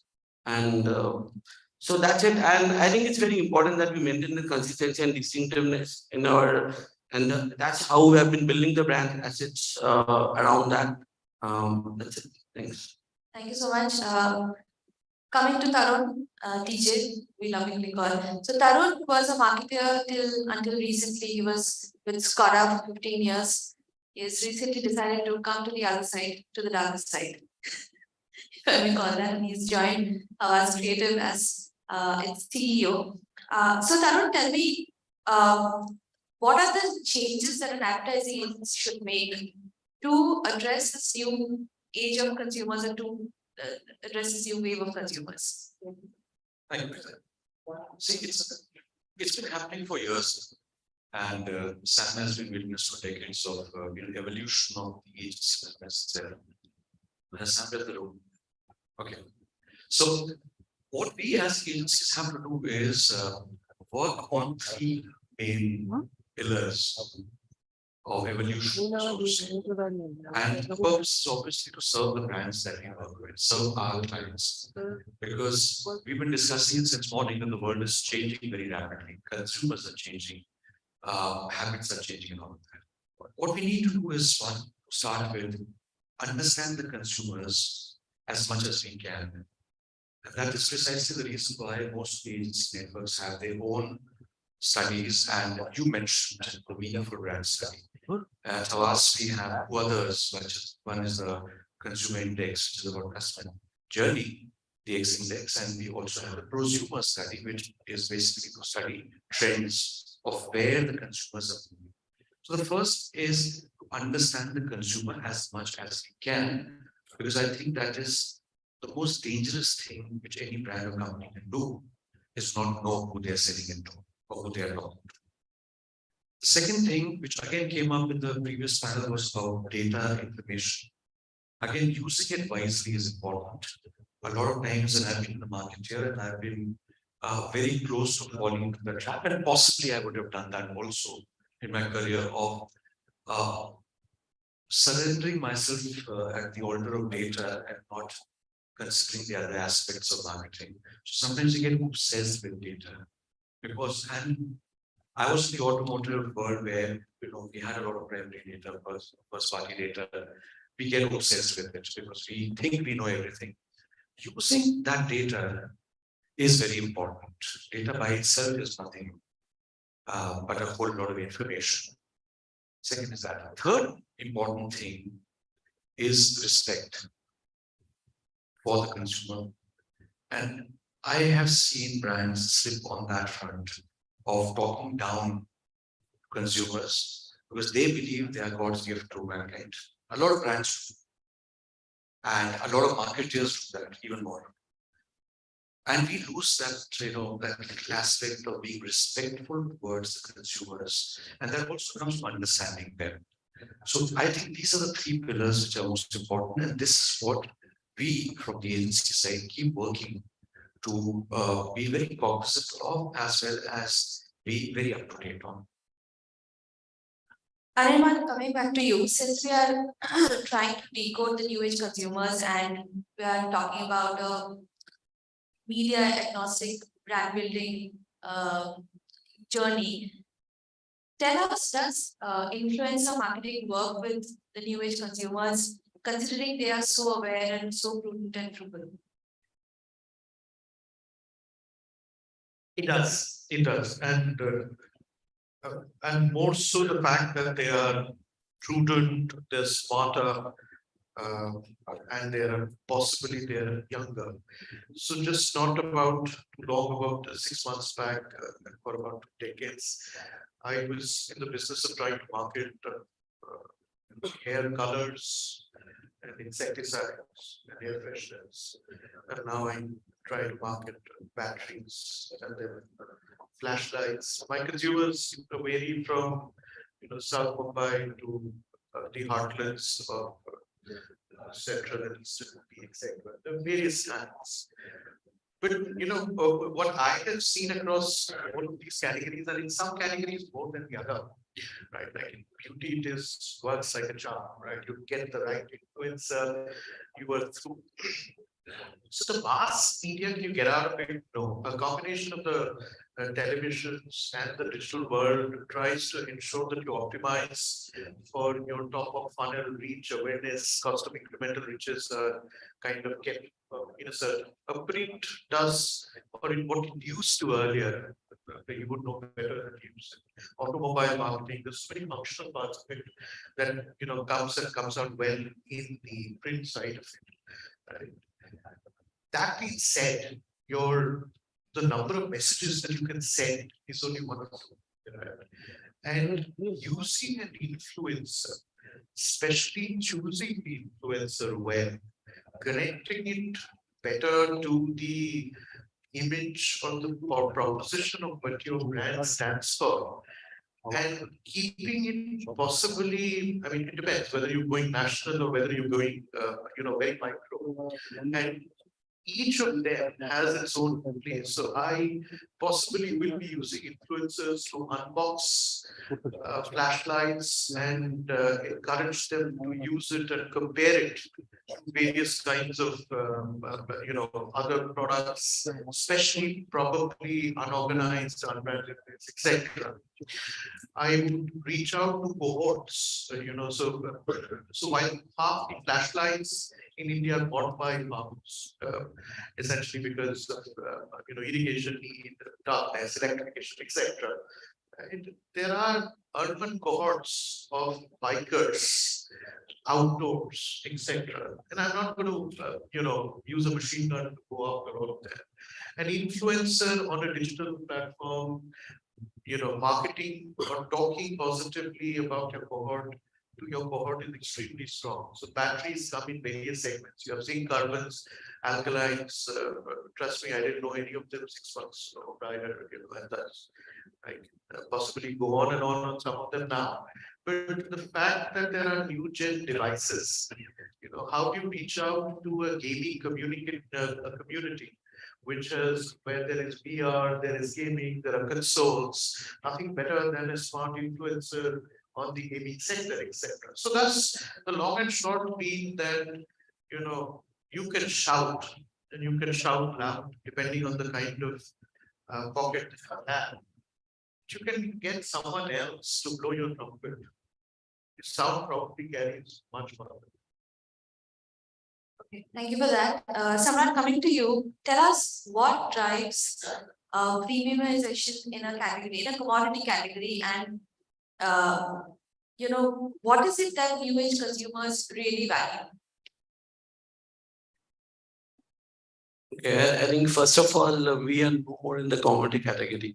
So Ultratech as a brand has actually evolved, and right now we are operating in multiple spaces, and so we aspire to become number one home building solution provider. And that's how it has become different from being a commodity earlier. And while we have been operating in this space, we have introduced so many other categories, right? From cement to chemicals and a lot of other byproducts of what actually helps in home building. So premiumization, again, it's a byproduct of the valuation of product, or you may call it commodity generics. And it depends completely on the positioning and the valuation which that product itself can generate through its features, through its promise, And so if you look at the new generation consumers, they're actually getting far more better informed these days. And before any buying decision, there are a lot of research. They're doing a lot of researching. They're resorting to experts to take their opinion, especially for a home building journey. It's very important that they will possibly embark once in a lifetime, and hence it becomes important for them to know the right aspects. It's not like consuming a toothpaste or a coffee, right? They're not doing it day in and day out. So it's something which many of them are not even aware of, that how to get into this journey and what kind of product I need to resort to for ensuring that I have a good house. And that's possibly the most important project in their lifetime. So I think from a premiumization aspect, if you have to sell a product to such category of consumers, obviously it's very important that I focus on the core brand, right? So the more the brand is been able to penetrate, the chances that I would be able to deliver premium and premiumization would always come with features or the services it can provide, right? Solution it can provide. And that's what the new generation of consumers are looking up to. Coming to you, TJ. During the last IPL, one of the ads that particularly stayed with me was this liquor brand, without naming names, where, of course, like we are all aware of surrogate advertising. So where they showed a bunch of people cleaning the ocean. So I felt that, if I as a consumer am used to consuming a certain liquor brand, I wouldn't really care if that brand is cleaning the ocean or saving wildlife. So do you think that consumers really care about sustainability and they can easily sniff out purpose washing? What's your take on that? That's a very interesting question. I've been on both sides, so I'll try to be as objective as possible on this one. So virtue signaling, greenwashing, all this has become very, very common. We see that, especially for categories where there's nothing interesting to talk about, or you're not allowed to talk about yourself. So you have to use surrogates. Now, how does cleaning the ocean help selling a whiskey is something which I can't understand with all my years of advertising marketing. But of course, it does happen. Does it make me buy more of that whiskey? Possibly not. But why does it happen is something we need to examine. One is, you mentioned the word surrogacy. Yes, for certain categories, you always look for opportunities where you can plug in your brand or push the brand and try to get away with it and try to look good. Another reason why it happens is that, and I'm seeing that in a room full of marketeers, it's an advertising folk also, that we are obsessed with winning awards. And we also understand that the trend in the last 10 years is that instead of mainstream work which sells your product or your service, if you have some kind of a purpose built in your entry, the chances of you winning that award are greater. And that is also the reason why a lot of marketers are pushing their agencies and partners and creators to come up with ideas. Any random idea which looks good and appeals to the heart and possibly saves the ocean or the soil or the water or the air, I would like in that category and say brought to you by or supported by or sponsored by.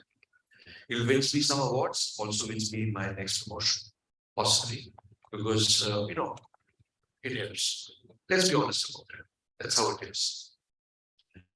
Also, another thing that happens is now that most of the organizations need to have a CSR budget, and it's mandated. You have some money available to you, and you have no ideas what to do.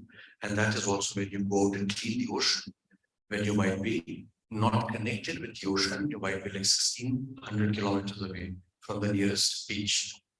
So you tend to do that because you have the money, but you bereft of ideas. And that's that. Does it help sell the product? I don't think so. There are very, very few products I've seen in categories where if you bring in a message of being environmentally, aware, or you make certain fundamental changes to your product itself, Like there was a very brilliant case study of once awards also about refilling your cosmetics and your toiletries.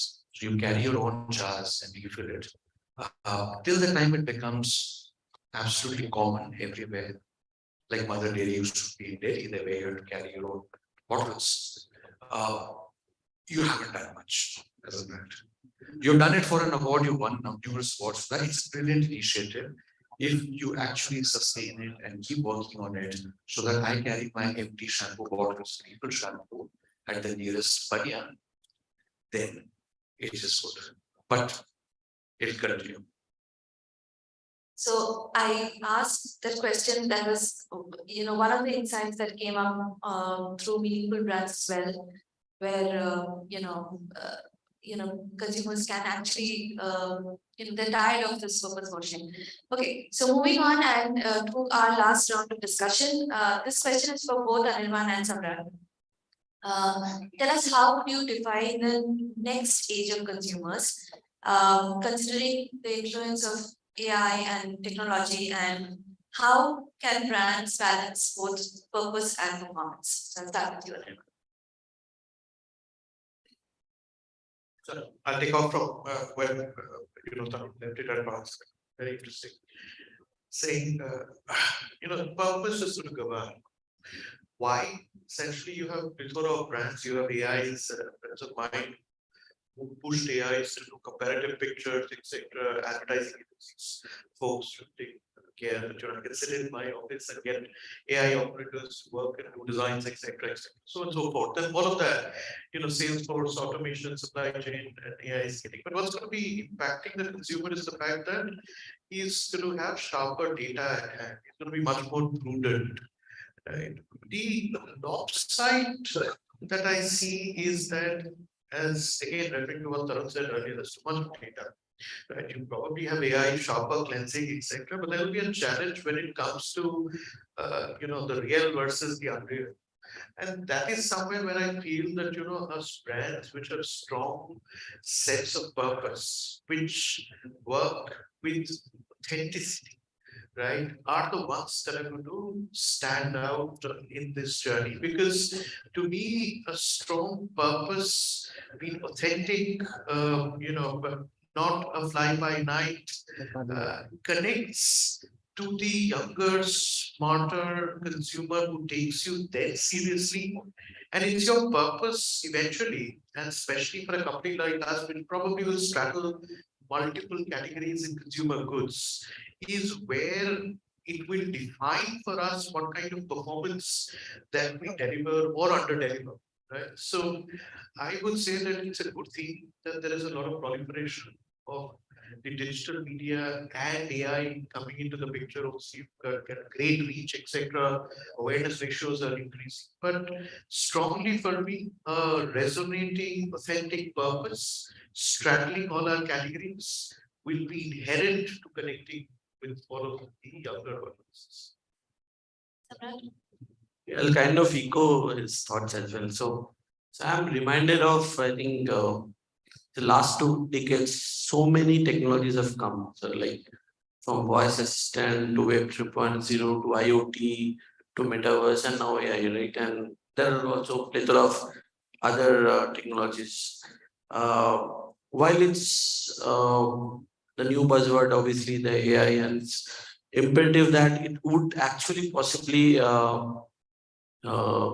kind of face success if at all it fits into the consumer narrative, not the brand narrative, right?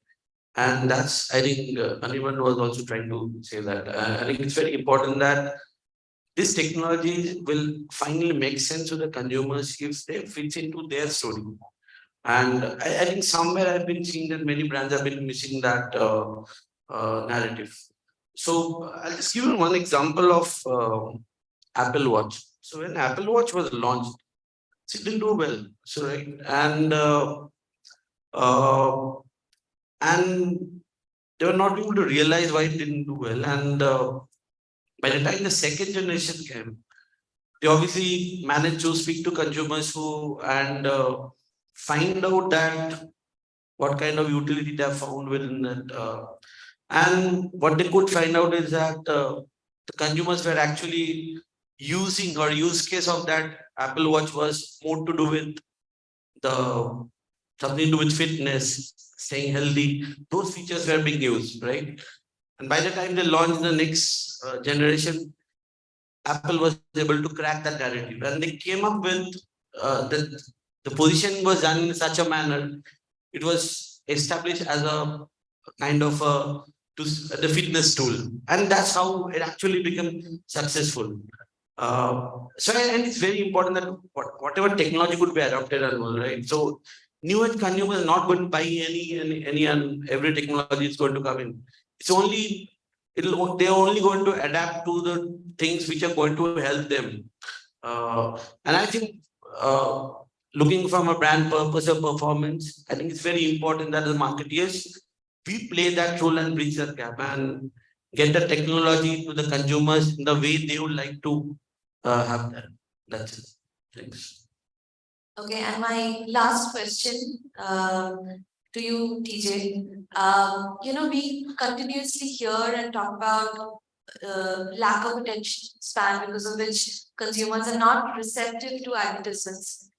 At the same time, binge watching is on a rise. Okay, so would you agree that despite we are constantly talking about so many mediums and so many new technologies and a consumer which is so dynamic, impactful and strong storytelling, would irrespective it's 30 seconds or 3 hours, will be able to capture attention? That's a brilliant question. I just go back to this morning when I was reading the paper with my cup of tea. That's a very Calcutta tradition which I preserve in my family. My great grandfather was from Calcutta, so the morning tea and the newspaper are standard practice. So that should endear me to all the people from Kolkata, because that makes me part Calcutta. So I was reading the Telegraph, again a built-in paper, something I miss in Bombay. I wish we had an edition. There was a movie review of a new movie which is coming up this week. It's called Satyam Prem Ki Katha. Now, I had seen the posters and the pre-publicity that happens before the release of any Bollywood movie, and Bombay is the heart of it. And I saw Karthik Aryan on the poster, and I said, oh my God, yet another rom-com, yet another silly thing. He's a superstar, I can't deny it. He's very good in what he does. Looks good, that helps. And Kiara Advani, again, one of the prettiest that we have. So I said, it must be one of those silly rom-coms, like, and they'll make 150 crore rupees because these are light-hearted movies. But when I read the review, I realized, and the review was very, very balanced in the sense that it actually figured out the nuances of the movie. It's not a silly rom-com. It is a movie with a story. It's a movie with a heart and a message in it, but still extremely enjoyable. So I think that is a good analogy of what we as communicators have to do. Storytelling has to be very important, engaging, and that can only happen when you understand who you are telling the story to. And we have a tradition of thousands of years of storytelling. I mean, if I ask you, how are you? Most of the people would respond to the story. We don't say, I'm fine, thank you. We'll start with, morning and the travel and the transport and the traffic and all of that. We tell stories. We are a nation full of storytellers, and we love hearing stories also. Spend an evening with your friends, drinking, and the same stories come back. So we can hear the same story twice or multiple times. So again, storytelling with relevant content is important in our business communication. It doesn't matter, it's 6 seconds, 20, 30, 60 seconds, or 3-hour movies, or for that matter, I have seen people spend 20 hours on the weekend watching like 6, back-to-back seasons of a particular show they like, and that's because it's connected to them. It's making sense. So we have to make sense, and I'm not scared that advertising will die, because we'll keep telling interesting stories, and there'll be brands which will support us in telling those stories, and there'll be consumers willing to hear them. So thank you so much. That's all from our side. Thank you, Bijoya. Thank you, Anjali. And thank you for being a great audience. If you have any questions, we are here. The buzzer has not gone up, which means we are on time. Anything? All right, thank you so much. Thank you. I would request the panel to stay back for a group picture, please, and also thank everyone present here for participating in this discussion. Thank you so much. And in the meanwhile, I would also request the audiences present here that do discuss this event. Thank you so much. Let's give them a huge round of applause. So as I was saying, that please do discuss this event on your social media, and you can tag us at @AdGully, and please do use hashtags like CMOs Charcha, CMOs Kolkata chapter, and Brand Power Unlocked. So now let's move ahead towards the next panel, and the next panel discussion is on cross-media measurement, the untapped potential. And this session is being chaired by Mr. Debanshi Chakraborty, VP Business Communicating and Planning, Interactive Avenues. Can we please give him a huge round of applause? Along with him, we have on stage Mr. Apurva Sarkar, Head Marketing, Bandhan Bank, Mr. Shubhru Sarkar, Head Brand Marketing, Ambuja Neotia, and Ms. Varmita Ramakrishna, Chief Marketing Officer, Madison Media Ace. Can we please give all of them a huge round of applause? A very good afternoon to you and a very warm welcome. Thank you for this introduction. And yes, Vijoya did tell us that today is a social media day. We are using this hashtag to talk about whatever interesting facts that we are hearing. And of course, today, when we look at social media, we all know about this adage that every action has a reaction, but in social media these days is more about overreaction, right? So maybe we need to be more social than how to do social, right? That's one point. But here we're talking about a very interesting topic about cross-media measurement, and a great setup actually has been done by fellow panelists about Sam to talk about how cross-media measurement is going to be very, very important and critical, if I may use the term, a holy grail for marketeers. There was an interesting slide that Sam had put up where audiovisual itself has multiple touch points, right? The entire story about connected TV, etc. So it becomes more important that how each of the marketeers and agency partners as us, kind of give the right understanding of the matrices so that we know what's working rather than assuming that this is working for us. So the days of reach and frequency needs to give way for something more specific. So to start off, therefore, this session on this is a specific thing. Maybe you start with you, is that from your perspective, in an industry where data and measurement is very important from a banking point of view, what is the most important aspect and why? In terms of, suppose I look at targeting and segmentation, which is very critical. You have multiple products, right, from banking to value added. So if you can just enlighten us on this aspect. Thank you so much, and good afternoon, everyone. Are we enough? Yes, we are very fast. So, in the previous panel, we discussed that there is an overload of data, right? And we get too excited with what the amount of data that we have, and somewhere we lose focus on what is it that data is expected to do and what is it that we need to make out of the data, right? And that is somewhere I think many businesses today are still grappling with. However, if you see for us in banking, there is enough data about consumer behavior, but that's all transactional in nature. that is very useful in figuring out what is it that one needs to go after when it comes to one particular customer. Models help because then you'll be able to actually create the right segment. You'll also be able to create propensity, and therefore you'll be able to get, you should be able to get conversions, sure, right? But I think this is all transactional in nature, and one place where we should focus on, and I'm not saying banking, I'm saying marketing overall, is how do we get psychographic data also to work along with this, right? A lot of the decisions that we take as consumers is not basis pure rational needs, right? And we've learned that through our marketing days. So how do you marry psychographic data with data that tells you about the behavior of a particular individual? I think that is most critical for success. And I think that is where most marketers today are struggling.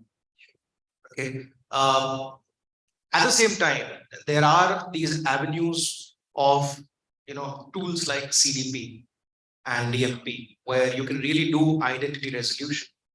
You can plug in anonymous data with data which is a PII, personally identifiable information that you have of the individual, and you can create certain identifiers and therefore do better and sharper targeting, right? So all of this put together gives us a lot of scope of moving forward.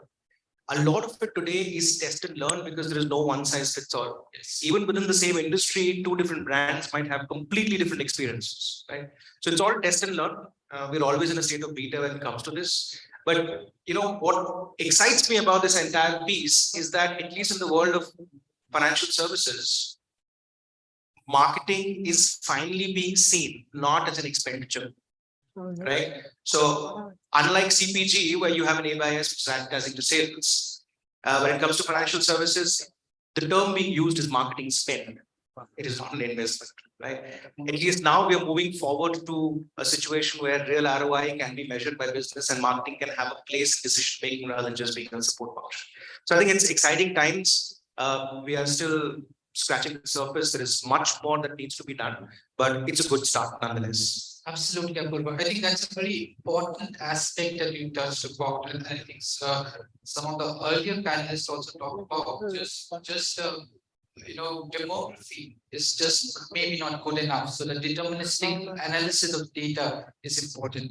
So leading that to you, in terms of that you come from a varied industry or a category into real estate, into hospitality, etc. So this deterministic data, how does that help or helping you in terms of really understanding the audience behavior and engagement, leading to a better measurement in terms of behavior?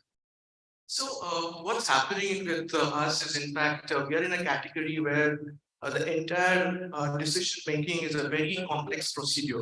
It's a life-changing decision when it comes to buying into real estate, and it does not happen quick.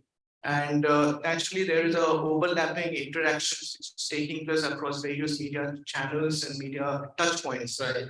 And I think what we look at is, the 95-5 rule, which says that only 5% is your in-market TAM, and your 95% is your out of market TAM. Right. So now figuring it out that those 5% is your kind of, I would say, you're actively looking for your solution, how you're able to reach out to them, how you're able to resonate with them.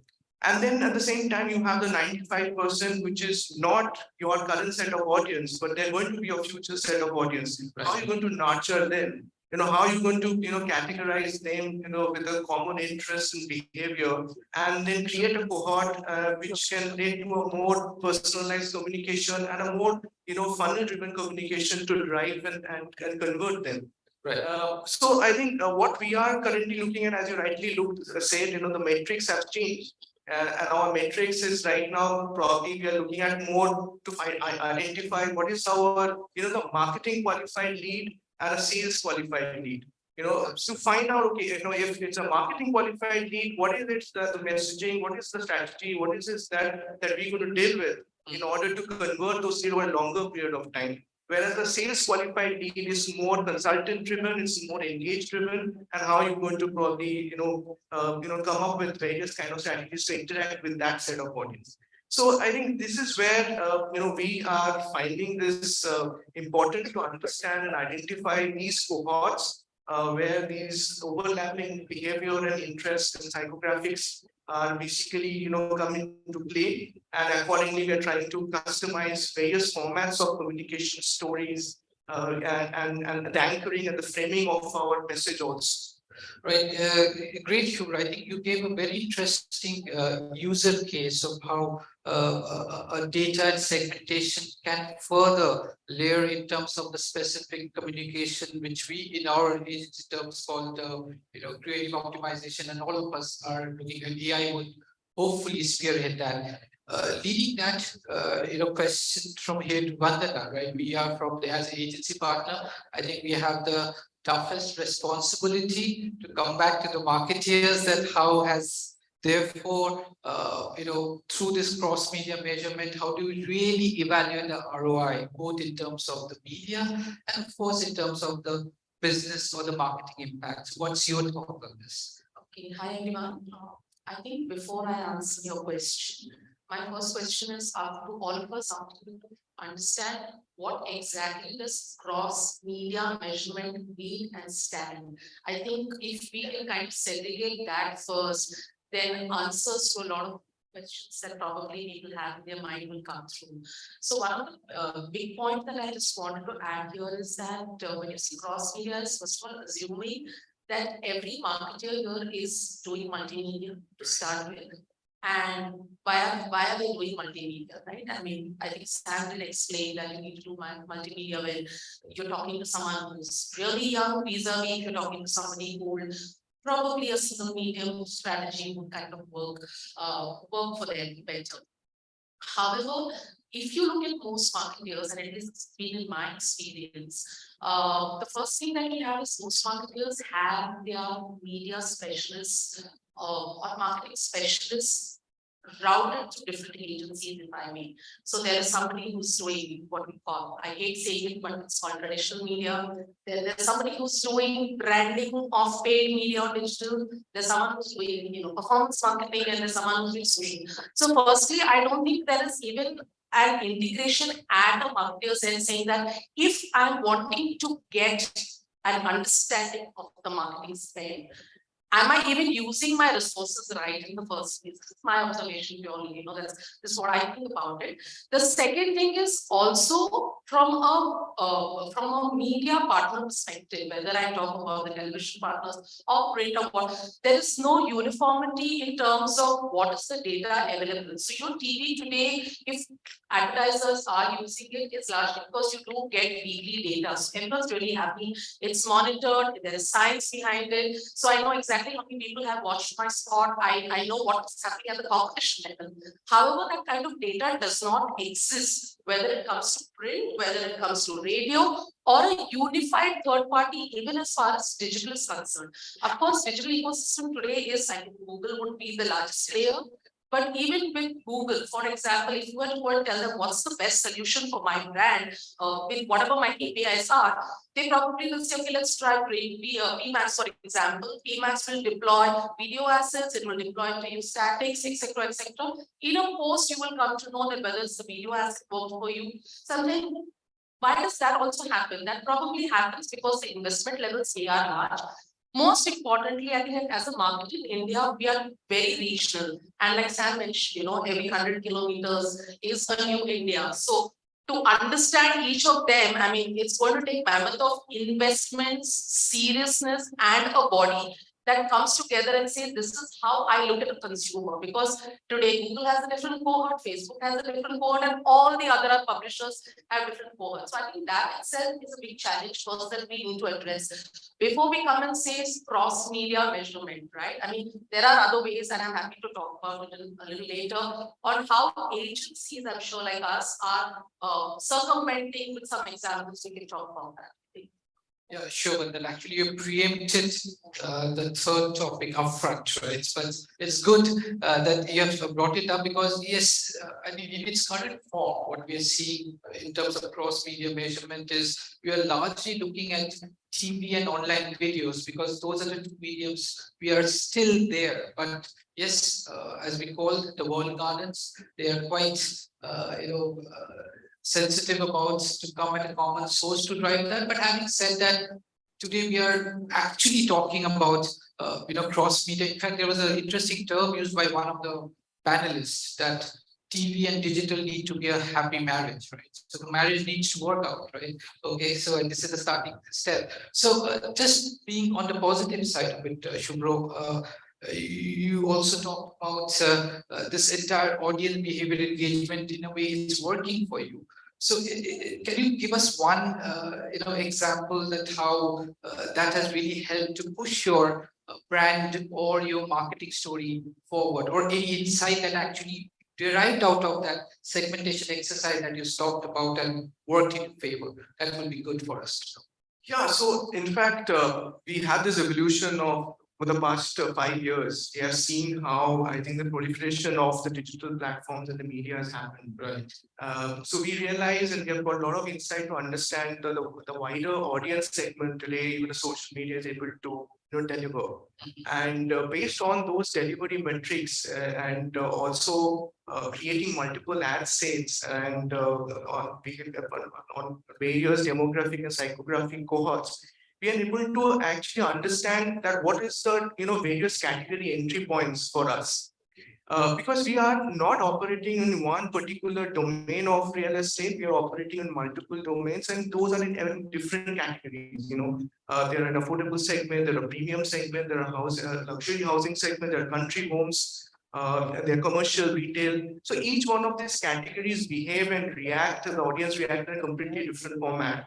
So what exactly is this various categories entry points, and how these need to be amplified in terms of the message, in terms of the content, and make it more contextually relevant, has been one of the learnings that has happened, that we have been able to garner through various I think measurement metrics that we could put into place. There's a lot of effort which has happened in terms of integrating marketing clouds and sales cloud in the overall processes, in order to understand and evaluate, okay, what is that your first point of contact, what is your last point of contact before the conversion is happening. So the attribution model has really helped us to optimize our budget and optimize our content.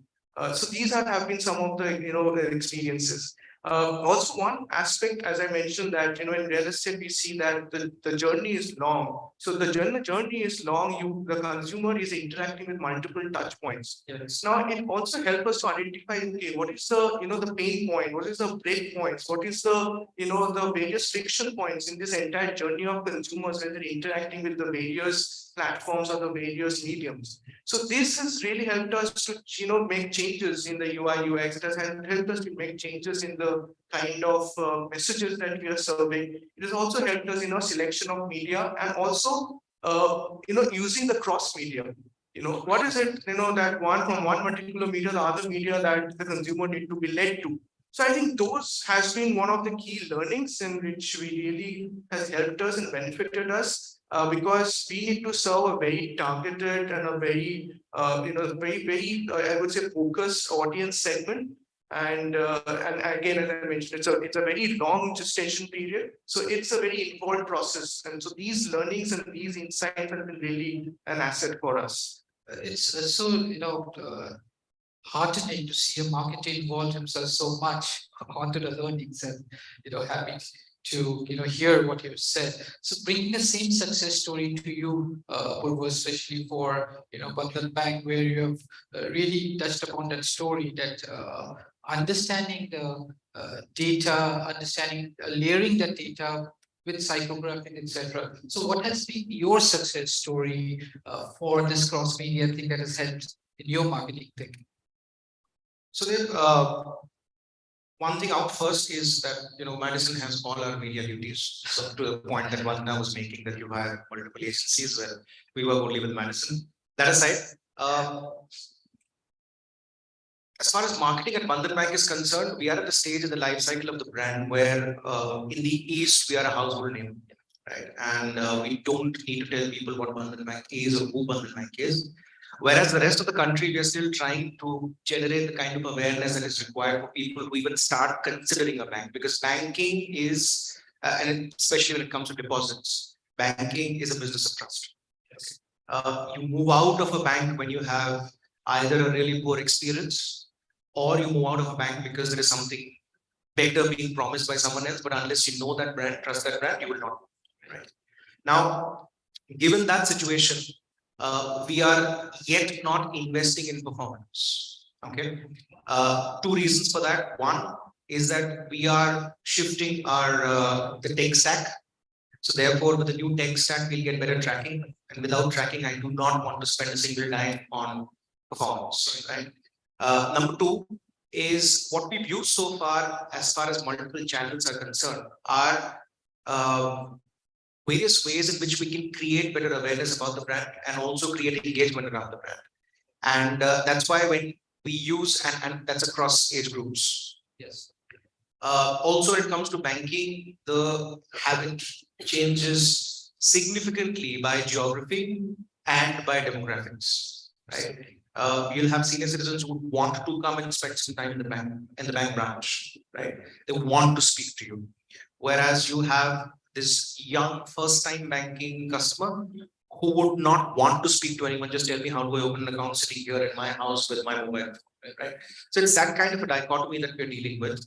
So what do we do? Which is what media to choose and what is the right messaging for these various kinds of consumer segments is what we've focused on so far. And a couple of points of learning is that when it comes to, let's say, tier 2 youngster, what works best is the UGC platforms. Okay, we've tested a couple of them, and I will not name which one it is. I don't want to endorse platforms here, but there's one platform that emerged as the leader, where even Madison was saying that it's a surprise to us because this one does not really do well in the other categories, right? So for us, that was a clear winner. We also choose the right kind of investments on television. Okay, we do spot buys primarily, but at the same time, we look at programs which can help not just say Bandhan Bank, but say a little more about Bandhan. So, is there integration that can be done with various, programs and AFPs, etc. So, what I'm saying at the end of the day is that measurement for this is still not scientific. It's still not 100% accurate. We are relying on data which has a very small sample size. So at the end of the day, did every person that I was targeting see my ad and register the brand is not something that can be measured in today's day and age with the tools that we have today. However, one might argue that you have a brand track that has a source of recall, but we all know you will not remember where you saw Bandhan Bank. Ha, dekha tha, TV, nahi shayad. That's all stated, that can all be audited. So measurement tools today, while they are good from planning point of view, from an overall assessment of how the campaign worked, but I don't think we have absolutely accurate data to say, yes, let's say Dev saw the ad and he remembers Bandhan Bank. Right? Unless we get to that stage, I think as marketers, we will be using a lot of gut, which is basically a sum total of all the experience that you've collected over the years. And once that happens, I think that will be a game changer in the field of marketing. Yeah, I think as I'm sure Vandana will also agree to this, one of the critical issues that we face as age partners going back to marketers, unlike TV, which has a lot of more syndicated single source of measurement now with Mark active, digital unfortunately doesn't have that, right? And then, but I think over the period of time we will see where just to ensure that earlier we used to even fight for the audience, but now we are using a very concentrated note of that, a better screen presence, that okay, a prime time on TV can complement a prime time on digital, where the same audience can look, right? So we are making slow progresses, but you're absolutely right. Maybe we have not reached that stage where we can put a button and say, yes, that worked from the overall cross-media perspective. So this leads to the next question to you, Vandana, especially again as an agency partner, that if we are talking about an untapped potential as part of our story, what are the challenges that you believe are very critical at this point of time, especially when it comes to fragmentation of data? You touched upon it in your opening statement, but do you see any approaches or strategies indigenously from our agency that we are trying to bring to the market here before it becomes a more industry set norm? Yeah, so I do think that a lot of agencies have invested in proprietary tools to make sense of the madness. Like Food had pointed out, that it's not easy to say where the person, when you go into a brand, you actually see on TV or digital or whatever that is. Coming back to the consumer that you talked to, I was reading an article recently which said that at a pan-India level, today consumers are probably exposed to about 2.2. I'm not asking where that number came from, but 2.2 is an average screen that they're seeing in a day. Okay, about 130 websites that they go through in a day, and somebody touched upon 400 scrolls that we probably do or whatever. If this is going to be how your consumer interactions, it will become more and more important, one, to have a uniformity in the way the audiences are classified so as to bring parity. Right now, I think the closest we have is an NCCS format, if I may, because that's the closest cohort that can be used across platforms. However, the frequency of data is pathetic. Okay, I'm sorry for using a word like that, but genuinely, so there is digital which is supposed to be daily. Okay, maybe a Google, Facebook, you can really, if you have an integrated dashboard, you can probably see all of this real time. But what happens when you are with other partners that are not in the Meta and in the Google universe, so to say, right? But I'm talking largely the OTT platforms, for example, because it's their own data, so you don't know when it comes to you after a certain amount of time, and so on and so forth. So to break that, at least within medicine, one is I think Sam touched upon how we address a TV plus kind of an audience, because BARC gives me the data of live viewers, and thankfully Google also identifies heavy viewers, or rather heavy consumers of Google are actually the live viewers of television. So we are able to blend that when it comes beautifully for an audio video kind of a thing, using some proprietary tools where we are able to give you unified reach. Okay, that's something that we call Inspector that we use to give you a unified reach, but this is at a reach level. That is, I know that if I had 100 people, finally between the two plans that I have implemented, what's percentage reach and the frequency this particular plan will deliver.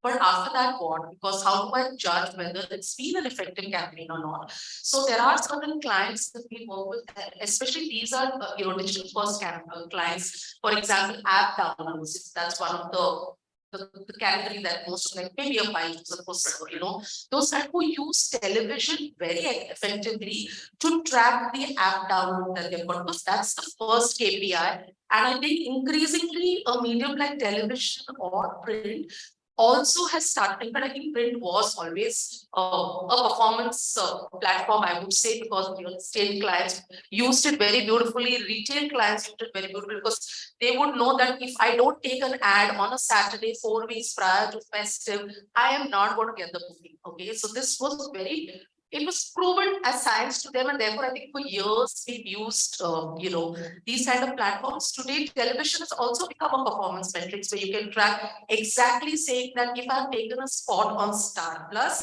on Anupama, for example, how many downloads can I attribute it to that spot on television? So again, we do have some proprietary tools that are able to marry this along with, because your download data, if you are not managing the client's entire piece of mandate, whether it's 2.5 flyer or wherever you get the data from, you can actually still marry the data and do certain attributions. Obviously, there are certain assumptions based which you will make, that should I take a 5-minute window after someone has seen the ad, or a 10-minute window. So these are in agreements, because for the want of data, some data and some analysis better than nothing, those others you're not shooting the dark. So yeah, there are these kind of techniques that we use for our clients very effectively. In fact, Apurva also mentioned mentioned about television integrations being very important. And recently when we did a campaign for them, there was this whole integration. First of all, identify which program you want to associate with, which is in line with the brand philosophy, the messaging that we talk about, and what is it that we drive as integrations, and some things actually help you drive your social metrics. So these are things that users are going to see effectively. Unfortunately, yes, there is no one that can do it. And it is all limited to proprietary tools right now and no industry insurance. I think that's because Yeah, I'd just like to add small, light side here is that, the lack of data availability when it comes to awareness building, marketing, investments that we talk about is that every person in every organization, especially decision making positions, believes he knows marketing, right? So therefore, इतना बड़ा campaign किया मुझे तो add नहीं दिखा. It should actually be इतना बड़ा campaign किया फिर भी मुझे ऐड नहीं दिखा. That means you've done a good job. Because I'm not the target audience. Right?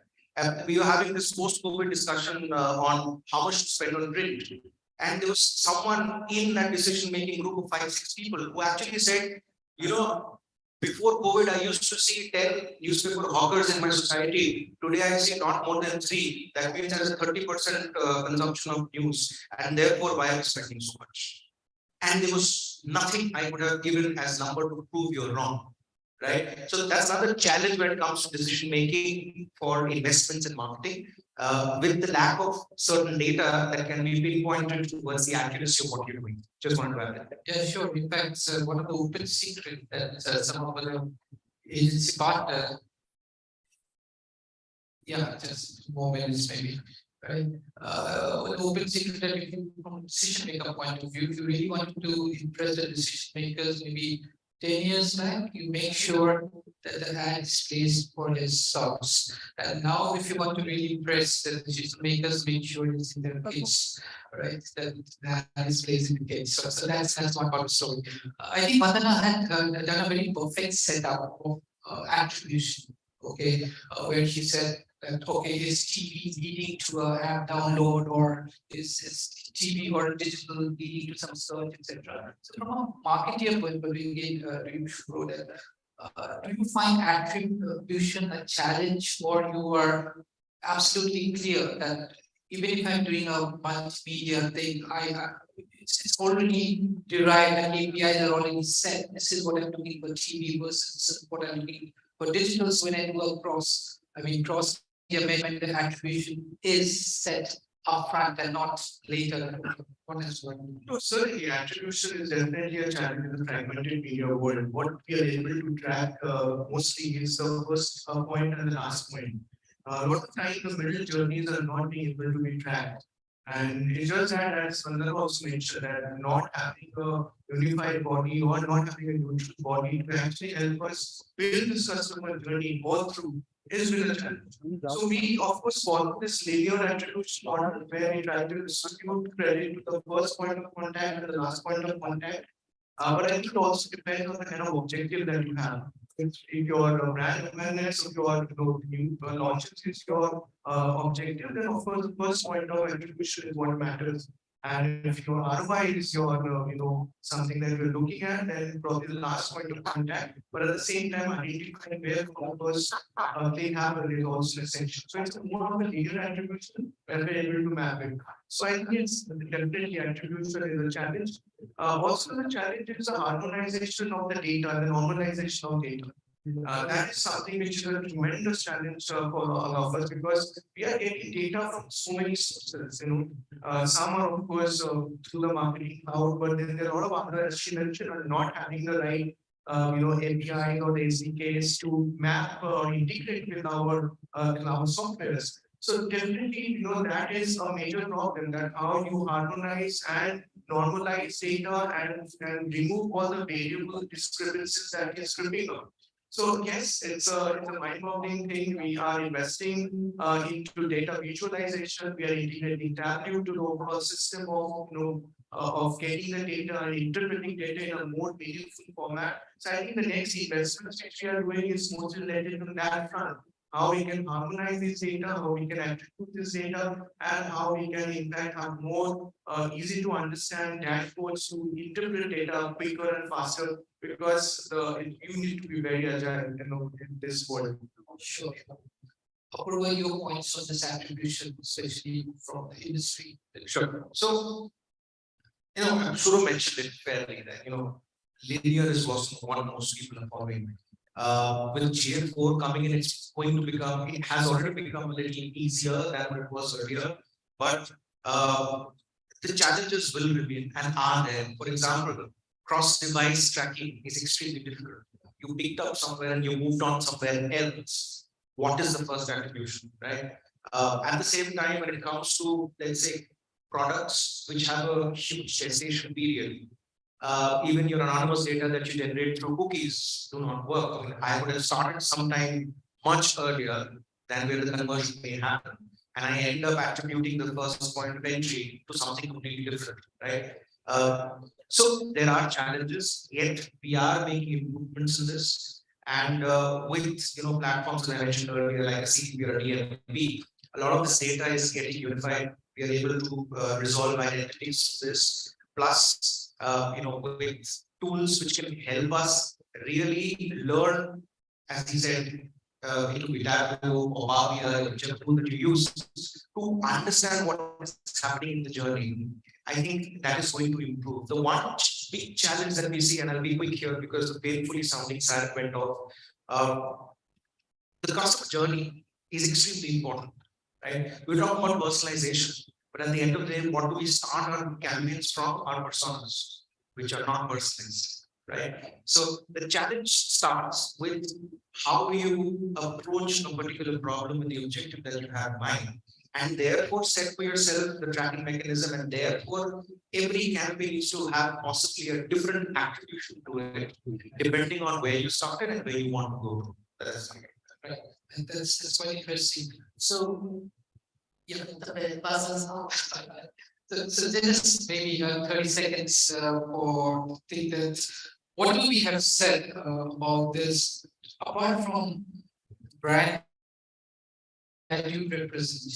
Any example for the larger audience that you believe that this brand has an effective multimedia campaign? I'm not getting the measurement part, and still not TV, which you believe is a great job in terms of a good multimedia campaign. Yeah, I was not looking at you. So, see, this is like a brand question. So also recall. I difficult to point finger at one, but I think if there's one brand that created enough buzz for people to at least download and try the app, I would give it to Greg. Same. That's what the top of the mind is. There are many brands I don't think I would make names right now. And some are very close to heart, and I'm speaking of a very difficult situation right now, so I should just not say anything about it. But what I just want to lead back here is that, sorry, I'm using a quote from film. We all know Deva, right? There is this whole question where Amitabh says, "Mere paas gaadi hai, bangla hai, Elana Fernandez." And then Shashwat says, "Mere paas maa hai." Today you have taken situation where you need to get the mom and the gaadi bangla together and talk one voice rather than have many other voices. I think that's actually what I did. Right in my life connections. So it is one, we have challenges in the cross media measurement, but I think this panel is completely aligned that while there are multiple positives, but there are still a lot of scope to improve. And one of the key points was that is a more robust measurement or a unified source of measurement that we really can progress. I think that's from the panel here, but if there are any questions, and if you have time for questions, we can take a couple of them. Yeah. Hi. So I have seen a lot of brand ads in different cross media platforms, but the narratives keeps on changing in different platforms. So my question is, how do you ensure the consistency of the communication messaging is same across the radio channel, across the TV channel, across the digital mobile medium or any other medium where the message should not dilute or get different for things. So how you ensure that you can consistency there? Whom do you want to address this? Apurva and Vandana. Okay, thank you for the question. May I have your name, please? I'm Rajesh. Rajesh, if you honestly ask me, I don't think we need a consistent message across the media. Okay, there are various ways in which people consume various media, and we have to choose the strength of that medium to craft the right message.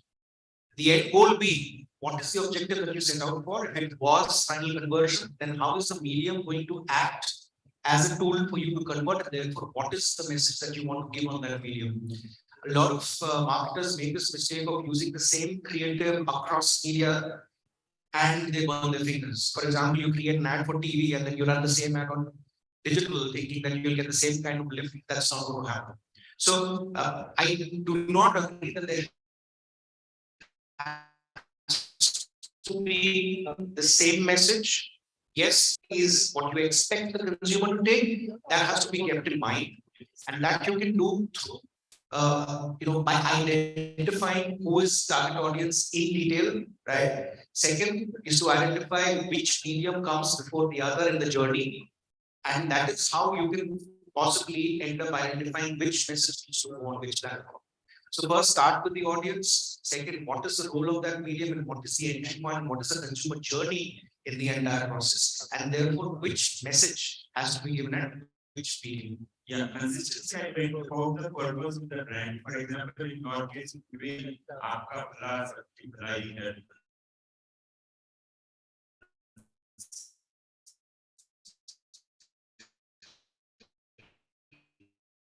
That is what I meant by consistent, not by the design or something.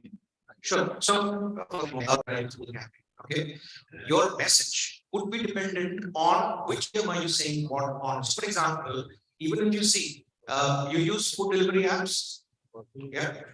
What you see on social media, which is Facebook, etc., is not similar to what you would see as an in-app notification or an app notification. Because the app notification is basis your behavior, and I have control on when I want to show you that app. Right. So on Friday evening, when I know that you are most likely to purchase something, I will say something that will excite you to open the app and order something. But when you are on social media and I'm targeting you, I will possibly tell you Friday aane wala hai. Remember that this is also available. So it depends on the role of the medium. It depends on you as a consumer or the target audience is the consumer, and therefore the message has to be crafted accordingly. The end goal is the same, and consistency has to be maintained in terms of the end goal, not so much as the same message being given everywhere, right? And behavior. Yeah. I think Gopal has touched upon most of it. That's one of the points I wanted to cover on the challenge of cross media is that you have different formats that you are actually doing and they cannot be equated also. So that becomes a challenge for cross media measurement. But in terms of communication, I think what you're referring to is there's a brand building task that somebody has and something that is action led. So, for example, when we used to have categories and practices and one of the categories that I closely worked on is when that Kuch Meeta Vajra as a campaign actually came alive, we started following every ad. For example, if there was a refrigerator ad was based on television, we got going to create different renditions of how the chocolate ad has to be. For a refrigerator ad, the chocolate got only tag. The refrigerator tag played, there was an ad that says refrigerator Kuch Meeta Vajra, there's a refrigerator packaged in the form of chocolate. But the essence, that's creative that is playing, but the essence of anything new that you're doing, which Meeta Vajra started from there. So you saw different creatives or different renditions of the same messaging, for example. Kanku, if it's like a memory, for example, I cannot serve the same ad at any point of the day because the need for your food is going to be different. right? So you are targeting you at around 1 o'clock, it's lunchtime. So my communication is going to be very focused on its lunchtime. These are the best things all in favor that I have for you. As compared to if I'm doing something at 4 o'clock or 8 o'clock, I'm saying. So those creatives are different and the purpose and the communication for me completely different. And that is actually very related to the task that you need to do when you see the ad rather than remember these for example. I think he brought an example of food delivery apps that probably be the closest. So it actually depends on what is the purpose of the campaign and audience interaction. Right, I think we are contextually also, I think the kind of type of brand, right? Food and categories, I think it's lunchtime. I think also was quite. So thank you, guys. This is a great conversation and a great audience who participated. May I please request group picture and please join me in thanking the entire panel. Thank you so much for sharing your valuable inputs. Let's give them a huge round of applause. And in the interest of time, we are curtailing the lunch to 45 minutes because we are running a little behind the schedule. So please do enjoy your lunch. A scrumptious meal is awaiting you outside. Please do ensure that everybody comes back in the banquet in the next 45 minutes. Thank you so much. Have a lovely lunch ahead.